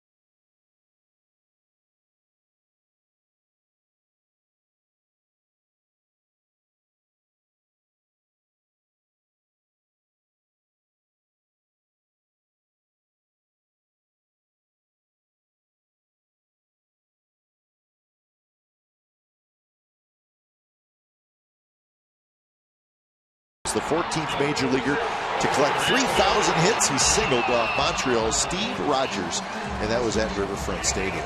1978. What were you doing in 1978, Shooty? I was in Medicine, Alberta, Canada, playing. No, actually, I was in Modesto, California, my second year of pro baseball, playing for the Modesto Bees. So you probably read about it in the newspaper. So that's the full career for Pete Rose, and it was a good one. Finished with 4,256 career hits. That is the most in Major League Baseball history. Yeah, I know Pete Rose did some bad things and broke some cardinal rules by gambling on the game, but 4,000 hits. His performance on the field is unprecedented. I don't think you'll ever see another hitter accomplish the feat that he did. And then for me, on my money, Pete Rose belongs in the Hall of Fame. Fernando Abad comes in when it's time for a change. Think Speedy Oil Change and Tune-Up, your oil change, tune-up, and repair expert. So Abad takes over here in the top of the 7th inning, facing Romero, Cano, and Hart. So Fernando Abad, the terrific season continues for the A's left-hander. Pitched yesterday in Boston, 2/3 of an inning and a strikeout. So he is not allowed a run in his first 13 outings. Romero, it's a high pop-up toward right. Gentry circles under it, and Gentry makes the catch. So Abad takes over for Scott Kazmir, who goes 6 innings, 4 earned runs, and he threw 99 pitches. So Scott Kazmir will not get a win tonight. Number 22, Jonathan Cano. You know, when I look back at Kazmir's effort tonight, you know, it was a little laborious, Glenn. You know, the Mariners made him earn every out that he got, and I thought that was the approach that they would necessarily need, should I say, to have some type of an effect on Scott Kazmir. A lot of high pitch at bats, taking a lot of pitches, you know, seeing what he was working with, and took advantage of a couple of mistakes. Cano had a base hit off Kazmir in the 5th inning. It's 0-2. Cano a strikeout. Had a hit taken away from him by Barton in the 3rd, and then that base hit. Glenn, I talk about trying to create some angle on that left-handed hitter. If you look at Abad and you look at where he's standing on the mound there, trying to get some crossfire, you see him get all up in Cano's kitchen right there. So 4-3 on the putout. Cano indeed got jammed, and let's check how much it runs in on Cano. You know, when the A's acquired Abad, a lot of people thought that he would be that number 2 lefty to pick up where Jerry Blevins left off, but he's been that and a lot more. I mean, to throw 94 to 95 and to be able to jam one of the most prolific left-hand hitters in the game. I mean, that fastball had saw life on it. And what I mean by saw life, I mean one of those things that you have in your garage that you saw wood with. Normally that what happens to the bat when you get 95 running in on your hands. I'm going to write that down. Saw life. Yes, sir. Is it 2 words or 1? Depending on how you say it.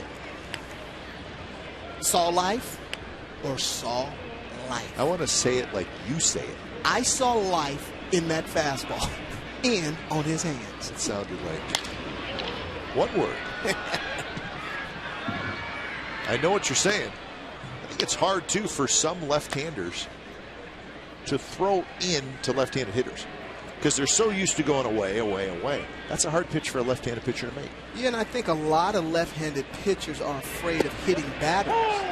And, you know, I wish that had been the case when I had the opportunity to play, because that's the last thing that you didn't want to have to worry about is somebody coming in on you. But that is a weapon that more pitchers need to use. 3-2 now to Corey Hart. Hart with an RBI single in the 1st, a fly ball to right in the 3rd, and he was hit by a pitch in the 5th. One thing that hitting coaches teach is to eliminate one side of the plate. You cannot claim both sides of the plate. You have to give the pitcher one area. The inside part is normally what you're going to have. Shot right into the glove of Donaldson. Abad has a 3-up, 3-down inning, and we are stretching in the 7th inning at the Coliseum. Mariners 4, A's 2.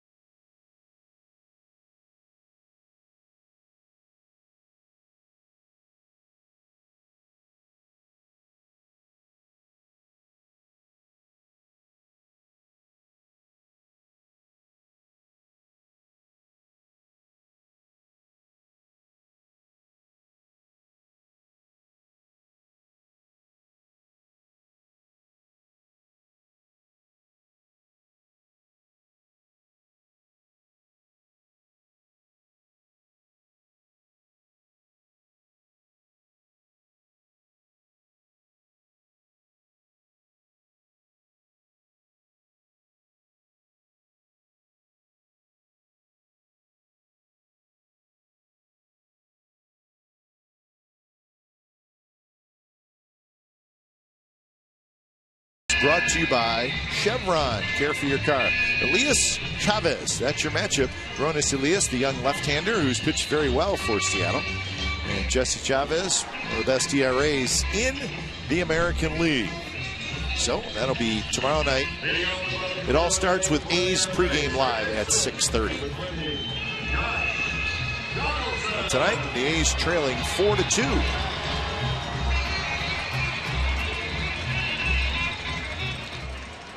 So it'll be Donaldson, Moss, and Callaspo. First pitch to Donaldson, grounded into center field and a base hit.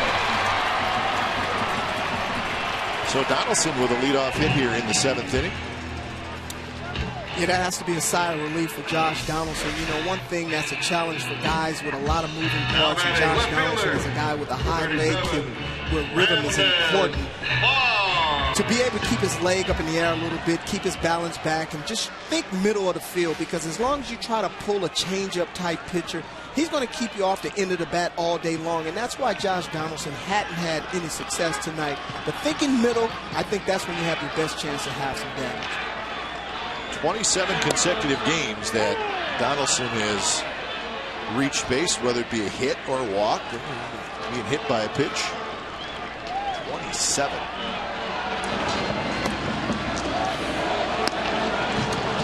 Lefty righty, Furbush, Leone.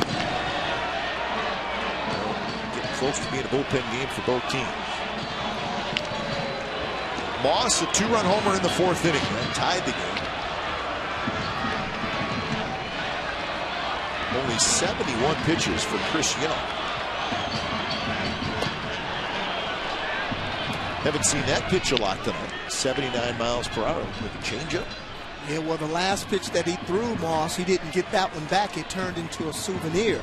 So, you know, the amazing part of this right now is to watch the way that they have the shift on and how Chris Young pitches into the shift or away from the shift. Oh, he just threw it again. As you watch the home run, I mean, Chris Young tried to get in, but he elevated up and he didn't have any cut on that ball. For Brandon Moss to know that this is a way that he had success last time, the crafty veteran that Chris Young is, he had to go up there looking for something off speed and to understand that he wasn't going to get that same pitch. Moss trying to battle back. 0-2 the count. Pitch is high.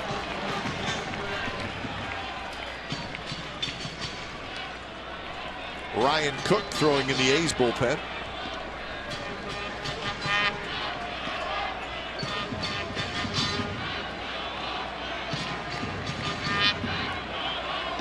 A short lead for Donaldson at first. And another off-speed pitch, so that one just fouled at the plate. So Moss, all of a sudden, he's seeing that changeup.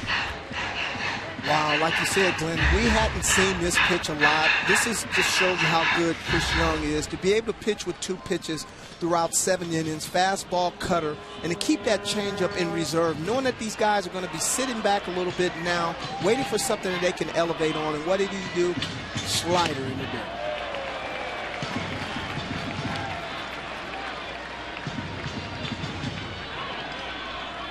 So 2-2 the count with Donaldson at first and Callaspo in the on-deck circle.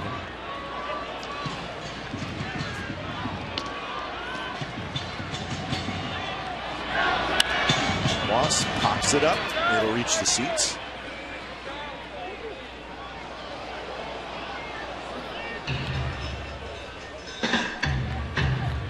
When you're not a power pitcher, the one thing that you can't afford to do is be predictable.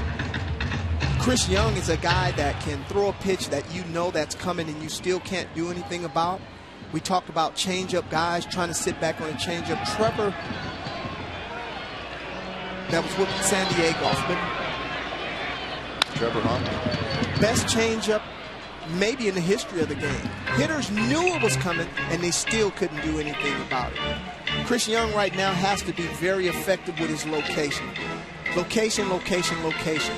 And I think the A's hitters right now, don't worry about the fastball. Sit on something that you know that you can stop on the bat. And when you talk about stop on the bat, you think about some of the better hitters that were able to do that. Frank Thomas was one of the best that I ever seen, to be able to make it look like the ball is stopping on the bat. High, and now it's 3-2. So Moss was down 0-2, and now he's worked it full.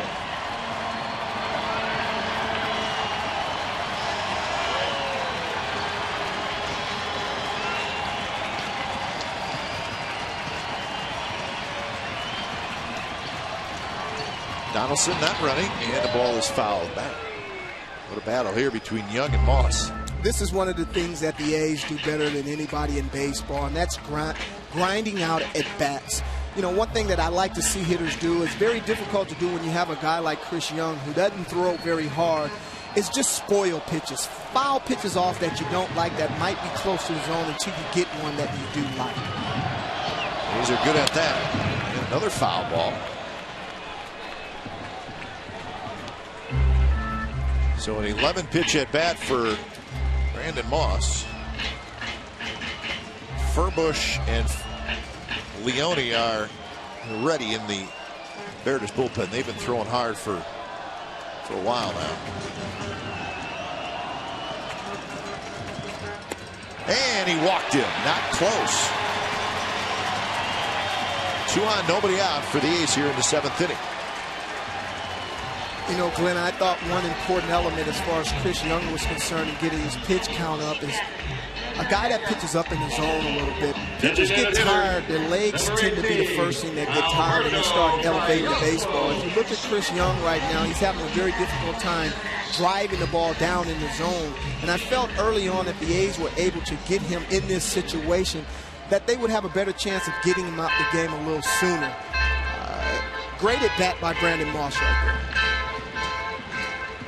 Well, Lloyd McClendon must see the same thing you're seeing, Shooty. They got a pitching change when it's time for change.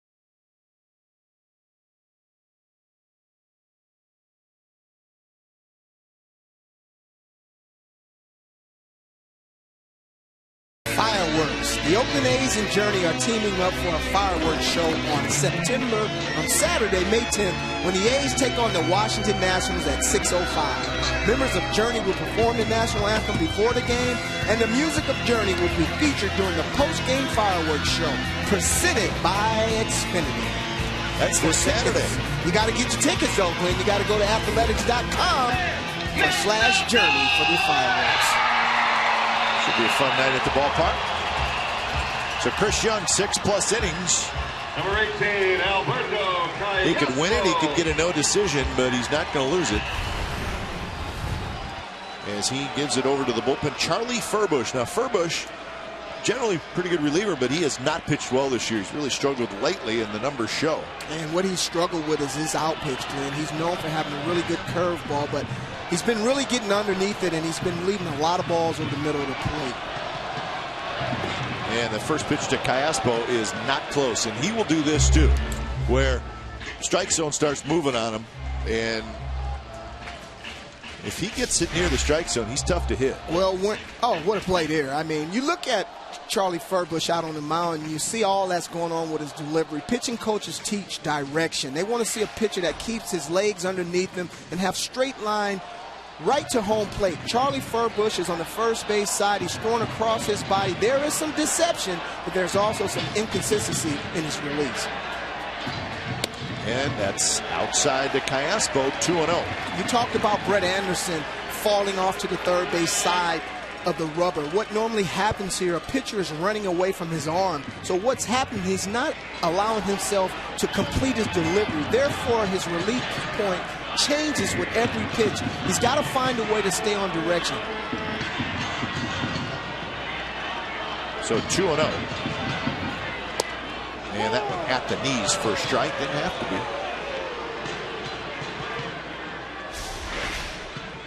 Take a Callaspo here, one of the better hitters that you don't hear a lot about in the league here. He's going to make Charlie Furbush throw him a good quality pitch here, because the A's understand that they have these guys on the ropes right now, and this is their inning to get back into this baseball game.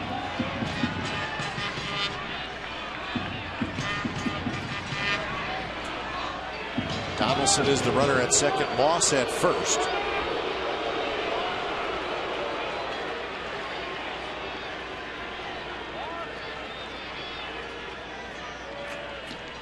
Callaspo tonight with a walk and a ground out to short.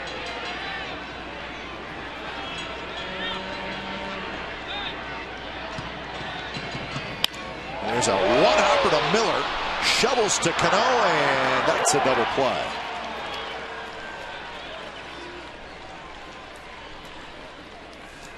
So Callaspo hit it right on the nose. What can you do? A one-hopper to the shortstop. Well, this is a guy that's known for making consistent contact. Charlie Furbush makes a pretty good pitch. All Callaspo was trying to do is shorten up a little bit and use the middle of the field. Furbush made a nice pitch. Miller made a nice play. Those are tailor-made. And you've got a guy like Cano that can turn two like that. Basically, that's the end of that play.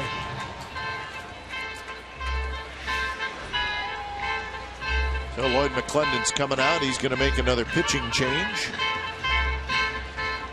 So runner at third, 2 outs. Leone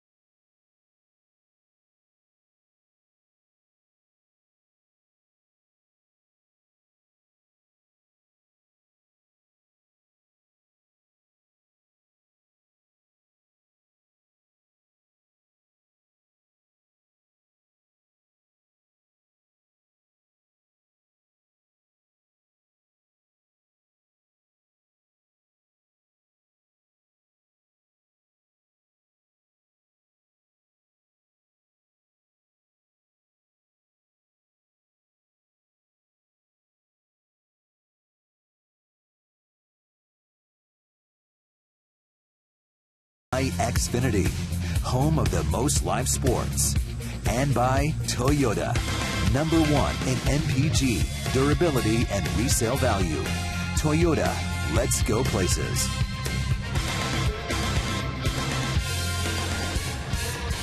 So the Mariners with a 4-2 lead here. 2 outs, bottom of the 7th inning. The A's have gone to the bench.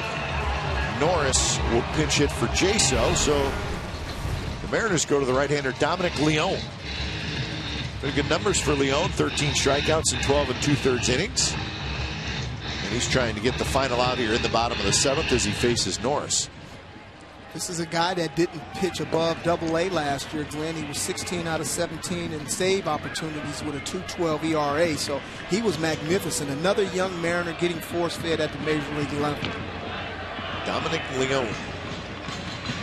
First pitch, slider, a little bit outside. This is a time of game that I love. You've got 2 managers with National League experience making move after move, matchup after matchup. The A's are so lucky to have a guy like Derek Norris, who's probably one of the hottest hitters on the planet, to come up in a situation like this. Fastball called to strike, 1-1. Medina on the left, Beimel on the right. So righty and the lefty up again. Fernando Rodney, of course, is the Mariners closer. Another strike, 1-2. So both those strikes a little bit questionable. Yeah, the umpire's been watching high pitches all night long, so that zone is kind of open right now. Well, Norris behind in the count, 1-2.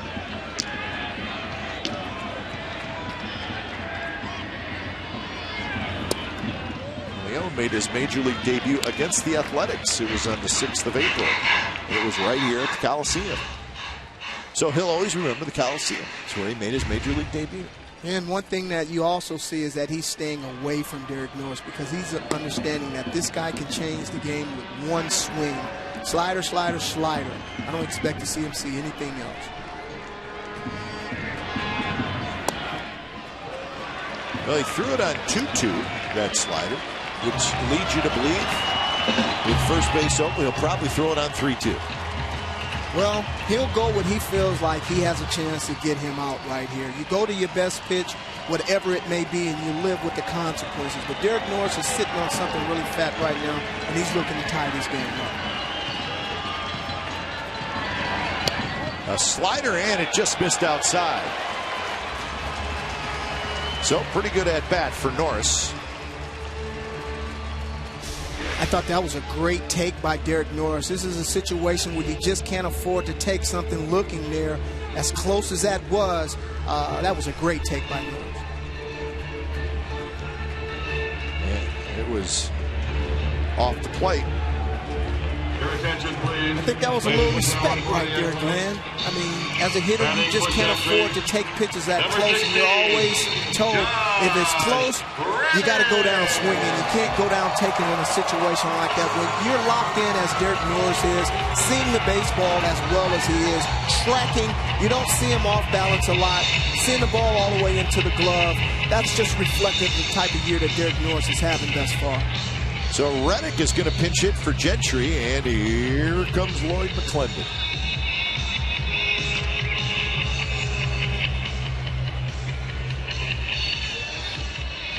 So Beimel's coming in to face Reddick. We'll have lefty on lefty when we come back.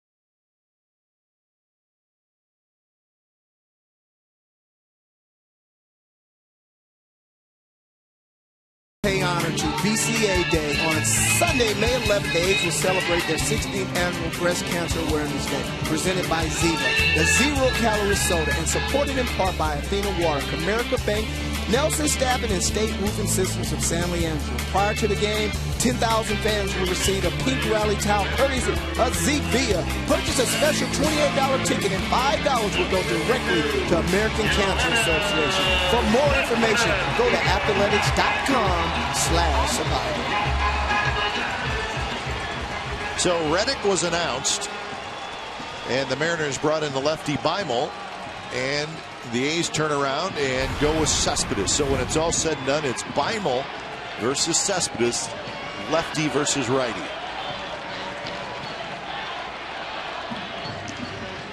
And who knows, Shooty, this may have been the matchup that Bob Melvin wanted all along. Oh boy, Glenn, I agree with you wholeheartedly. You've got to love this matchup right here. Cespedes is having an incredible surge right now. He looks so comfortable and uncontrolled, and he couldn't wait to get in this game today.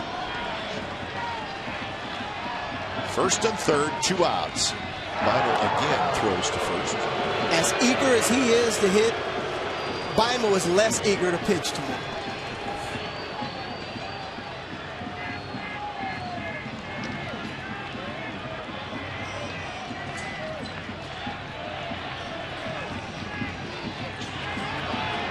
Cespedes 260, 4 homers, 18 RBIs, and Beimel delivers a fastball right there for a strike, 84 miles an hour. Boy, that's a whole lot of courage right there to throw a guy like this, an 84 mile an hour BP fastball right down the middle. But if you've been watching Cespedes of late, the guy has been going through a tremendous routine as far as his approach to hitting. Nice block by Zunino. And what I mean by that, in the past, you may have watched Cespedes offer at a pitching in the dirt right there, being as aggressive as he is. Now, you watch Zunino, a young catcher in the league that's only been here for a couple of years, drop down right away, get his knees and get his body in front and soften the blow of that pitch right there. Well, 1-1 to Cespedes.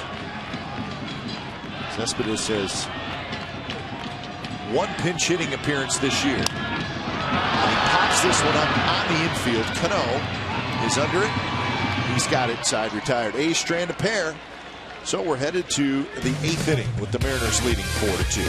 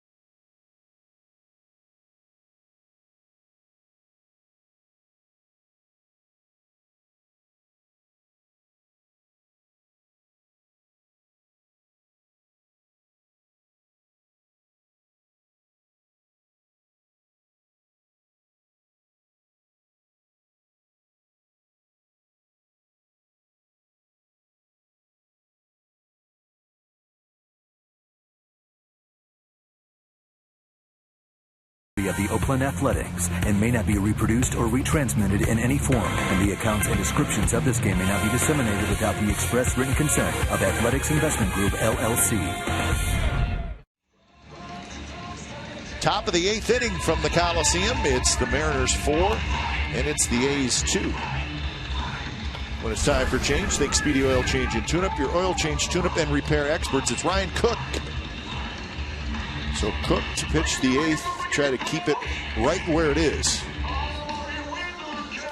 So Cook making his 11th appearance. Good ERA, 12 strikeouts in 9 2/3 innings. So some defensive changes for the A's. Cespedes stays in the game. He's in left. Moss now in right. And Norris is now your catcher. So Reddick was announced. So the only guy that's still available shooting is Nick Punta. And another guy with a lot of versatility down there. You know, there's still some outs to be made in this game. And this is where the A's have really shined late in the game. You know, they're fortunate to have Ryan Cook, who's a former closer, who's really pitching well right now. And hopefully he can come in and shut the Mariners down and give the A's offense another chance. Abad goes an inning. And the first pitch to Seager is in for a strike.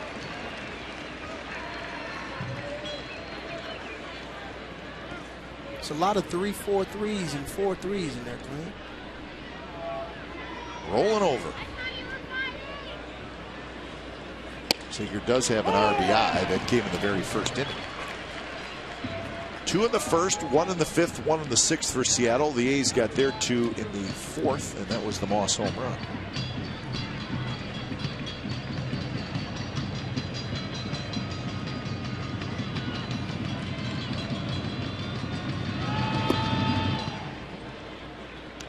Well, Cook had a 6-game scoreless stretch going. Gave up a home run on Friday. Swing and a miss. A fastball at 95 miles an hour. So Seager is 0 for 4. I'll tell you about the sequence there in which Cook went about attacking Seager. I mean, he threw him everything that he had. Slider, changeup, swing back fastball, elevation of a fastball, not being predictable, being able to come in and throw strikes as a reliever. That is what you want to see out of your relievers coming into the game. Take a look at this kid, Glenn, because you're going to see a lot of him. He reminds me a lot of a young Mike Davis and a modern-day Juan Pierre. James Jones is his name, and he was just called up. I've had an opportunity to watch him in the minor leagues for the past 3 years, and just the way that he goes about his business is so infectious. We start talking about, you know, the lack of minority players in the game today. This young man, for me, just exemplifies everything that I want to see in a young African-American player. Taps that one toward first. Barton hustles to the bag. Jones showing off that good speed. You talk to Chris Gwynn, the director of player development, and he just oozes about the professionalism that this young man brings. He was brought to Instruction League 1 year. Not that he was invited, because he basically invited himself. He told Chris Gwynn that I'm going to ride my bicycle over to the complex. I know you don't have a place for me, but I want to be there. He was thought of being changed back to a pitcher. He took advantage of the opportunity there, and he ran with it. And I saw this kid today, and I just went up and shook his hand and congratulating on him. And I've watched the way that he's gone about it, and there's a lot of people in that organization that are very proud of him. He was brought up when Almonte was sent down to the minor leagues. 0-1 to Smoke, who is 0 for 2 with a walk. Inside corner, strike 2 call. Man, look at Cook tonight. Look at that extra on his fastball. Yes, it's 94 miles an hour, but look at the last 2 feet of his fastball. When you talk about late life, when you hear that term being used by a scout or a professional, that's what they're talking about. That could have been a strike as well.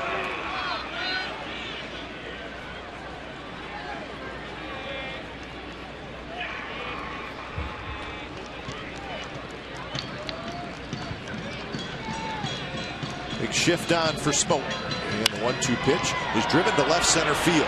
Cespedes on the move. He's not going to get it, and it one hops the left center field wall. And Smoke has a double. So Smoke has his 8th 2-bagger.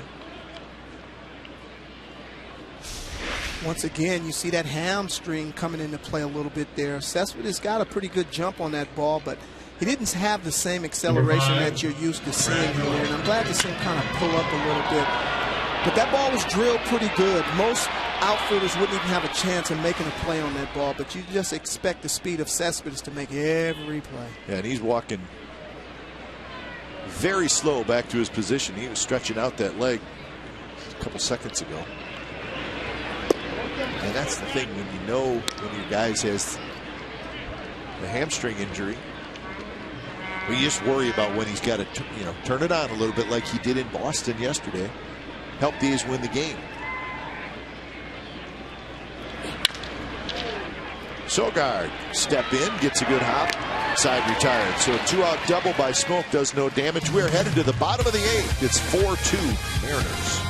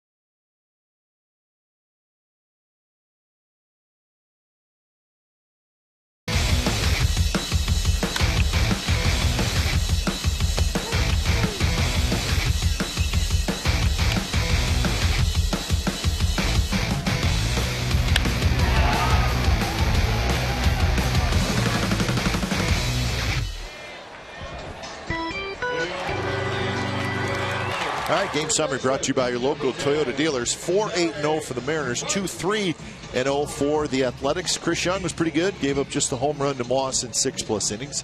Scott Kazmir, 4 earned runs in 6 innings. So, right now the A's with some work to do here in the late innings. Michael Saunders is now the left fielder. He moves over to left from center. James Jones stays in the game and he plays center field. So Joe Beimel will stay in. He'll face Barton, Sogard, and then Crisp here in the 8th inning. Notice Medina, the right-hander who was up last inning, up again this inning for Seattle.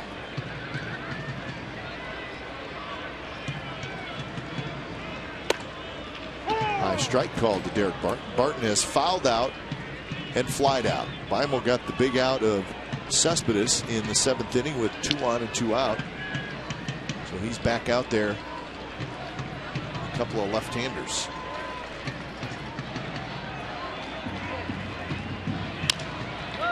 Tapped over the mound. Miller, the shortstop, flips to first in time. You know, Glenn, there's an old saying, if you're left-handed and breathing, you have an opportunity to pitch. Joe Beimel has been around for a long time for the simple fact that he can come in and throw strikes, he can throw a slider on the black, and he can get left-handed hitters out. Yep. And he was out for a while with injuries. Remember, the Mariners had Perez last year as well. And were you surprised that they didn't bring him back? You know, he's one of those guys that you get what you can get out of him, and then you let him go on to the next team. You know, I was with currently I'm with the New York Mets. We had Oliver Perez at one time, and we gave him a lot of money, and we didn't get the bang for our buck. But to his credit, he was able to figure it out and get his career turned back around. Here's Nick Punto, who's hitting for Sogard. Punto is the last position player available for the A's. Oliver Perez signed with the Diamondbacks, I believe. Seattle just sent out Lucas Luque, who's a young left-hander that has a lot of promise for this Mariners club. Right now, Beimel, Furbush, the two lefties out there.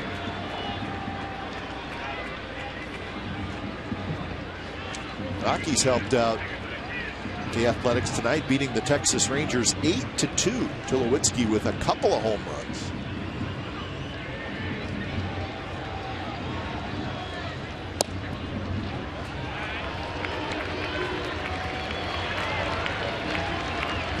Winner was Jordan Lyles, who's been a good pickup for them. Jordan Lyles is 4-0 for the Rockies.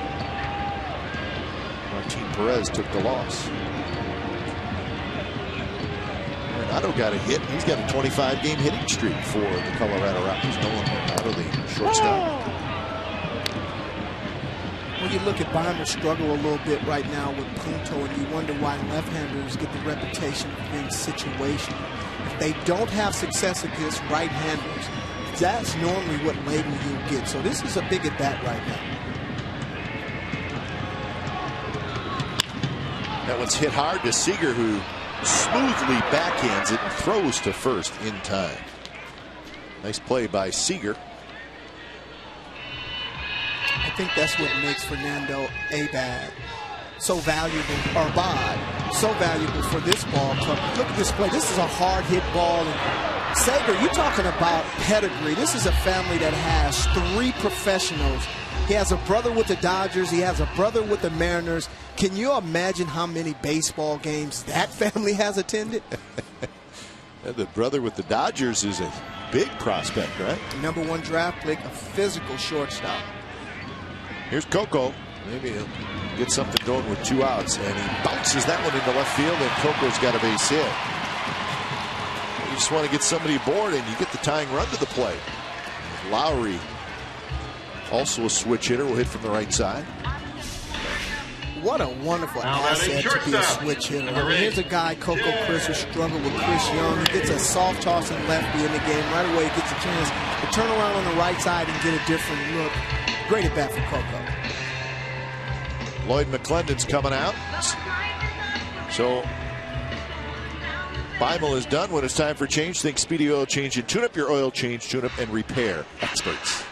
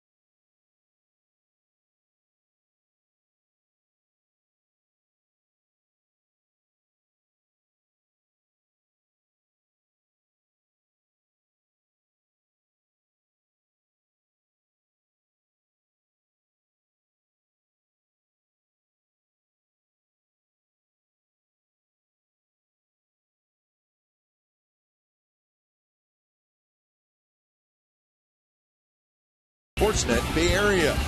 We'll have all the A's clubhouse reactions from tonight's game. We'll have Joe Stigler's post-game notes and a final report from the Warriors. Final media session for the year. Met Fareed and David Feldman will host. Here at the Coliseum, it's the bottom of the 8th inning. 2 outs. And Lowry's going to hit, and he's going to hit against Jarvis Medina. Medina is 1-1 with a 4.61 ERA. His last 2 outings, he's allowed 4 hits, 2 walks, and 3 runs.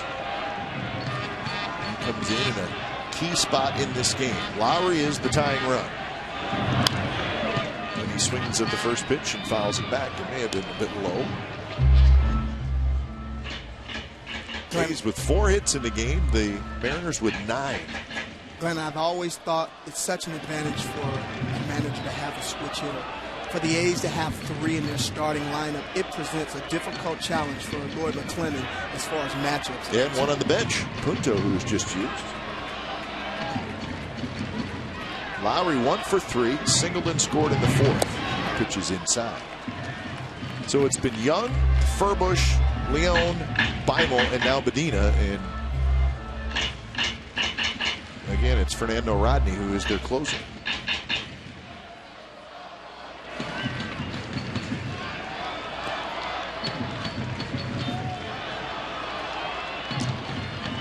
So 1-1 to Lowry. Donaldson would hit next.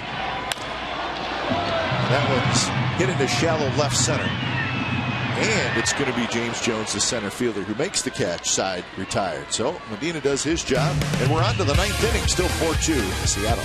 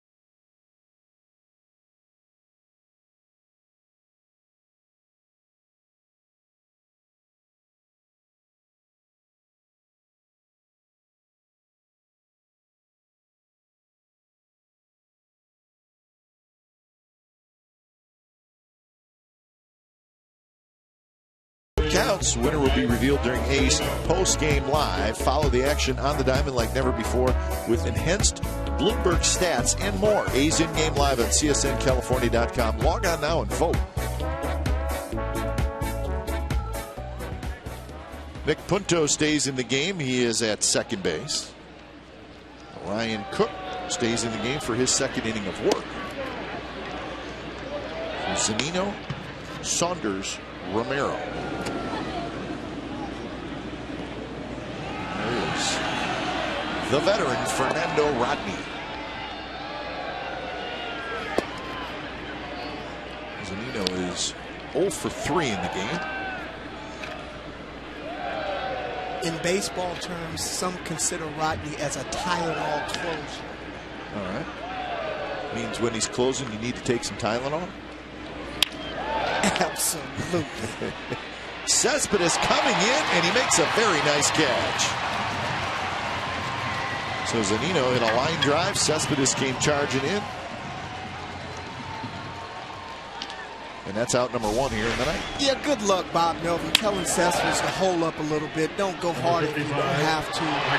The only speed that Cespedes understands is all out. What a great play. You see so many guys on TV night after night diving and sliding, trying to be on the highlights every night. Cespedes makes a very difficult play look fairly routine for him. So here's the top of the order, Michael Saunders.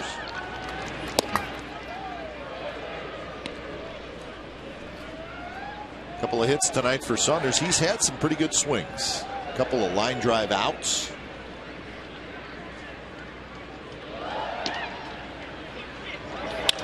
And he bounces that one to Cook, who grabs it.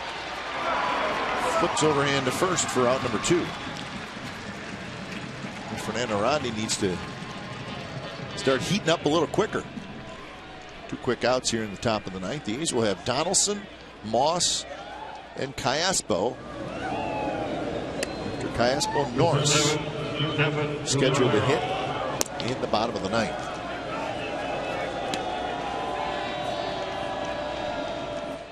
The Yankees and the Angels are tied 1-1. That game in the 7th inning.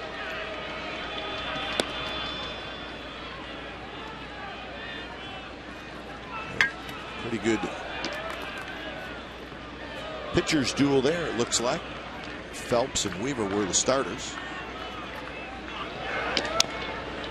That one tapped foul, had a little English on it. Tigers shut out the Astros tonight 2-0 in Detroit. Scherzer got his 4th win. Nathan got his 6th save. So Tigers are hot. They've won 6 in a row. They're now 18-9, and they have the best record in the American League. And they are a very good ball club. Yeah, they are. Right?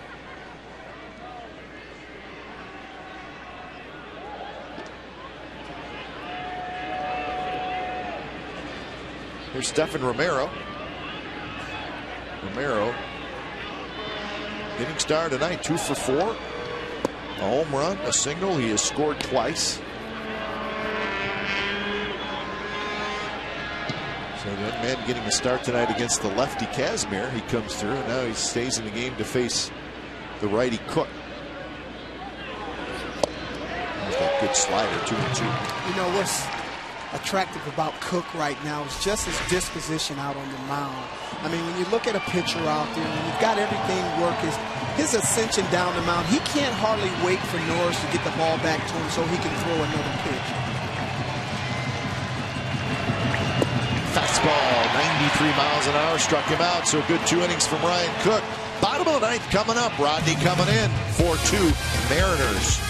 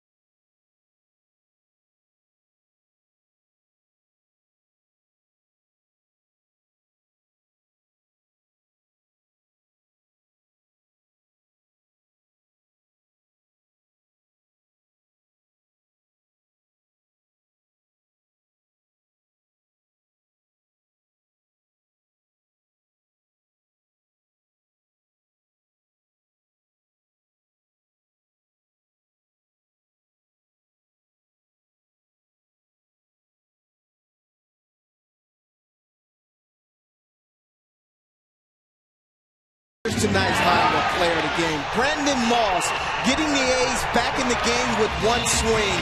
But you know what? He that giveth also take it away.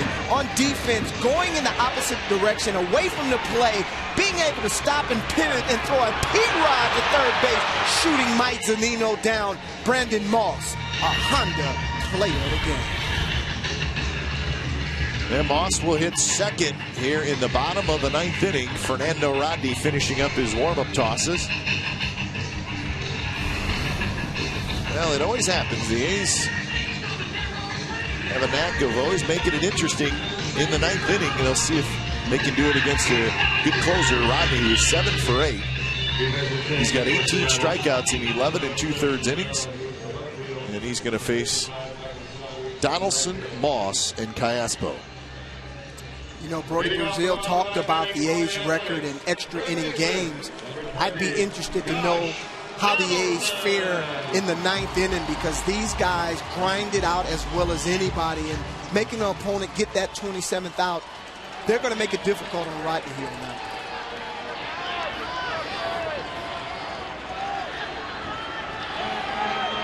So Rodney got his last save on Saturday, and his first pitch to Donaldson is in for a strike.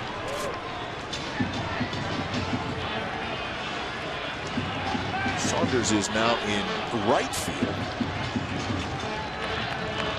And Romero's in left.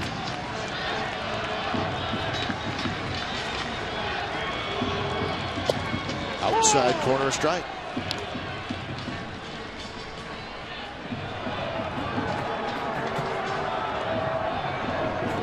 So a quick 0-2 to Donaldson, who's 1 for 3. He's singled into 7th.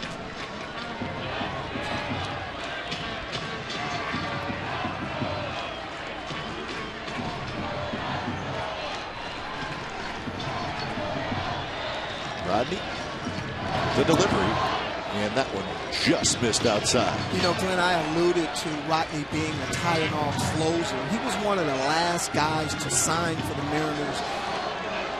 And I say that because this is a guy that has great stuff. He's had a tremendous amount of success. It's just a very difficult way of doing it. The A's are trying to grind out at bat right now. What a play by Miller. He gets up, the one-hop throw to first, and he got him.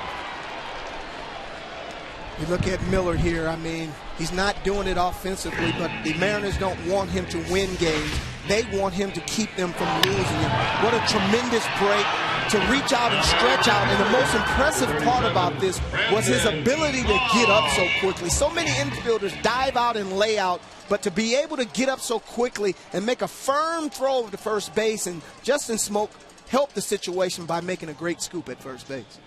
So a sensational play by Miller at shortstop. Wow.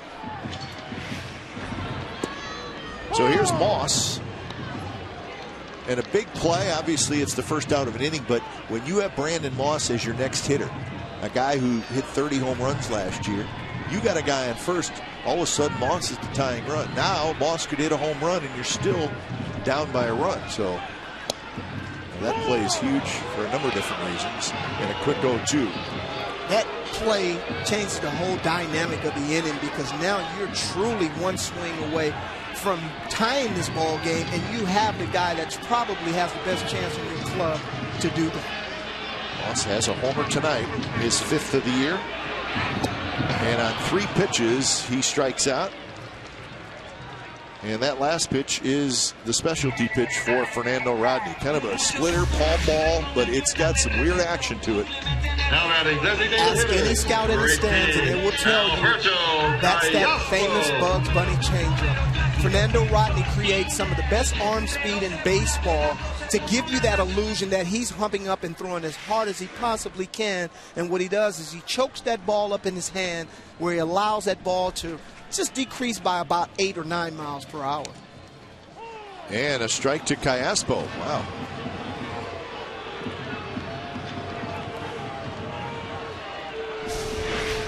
Looks like it may have been a touch inside. Well, we get a better look at was over the black. So 0-1 to Callaspo, who's 0 for 2 with a walk. And that one grounded towards Smoke. He's going to flip to Rodney, and the A's go quietly in the 9th inning, and the Seattle Mariners take game 1 of this 4-game series, and they do it by a final score of 4-2. So Moss hit a 2-run homer for the A's. That's the only offense they had. Romero homered for the Mariners. So Young gets the win. Kazmir gets the loss. It's the first loss this year for Scott Kazmir. He is now 4-1. Final score, the Seattle Mariners 4, the Oakland Athletics 2. You've been watching Oakland A's baseball on Comcast Sportsnet California.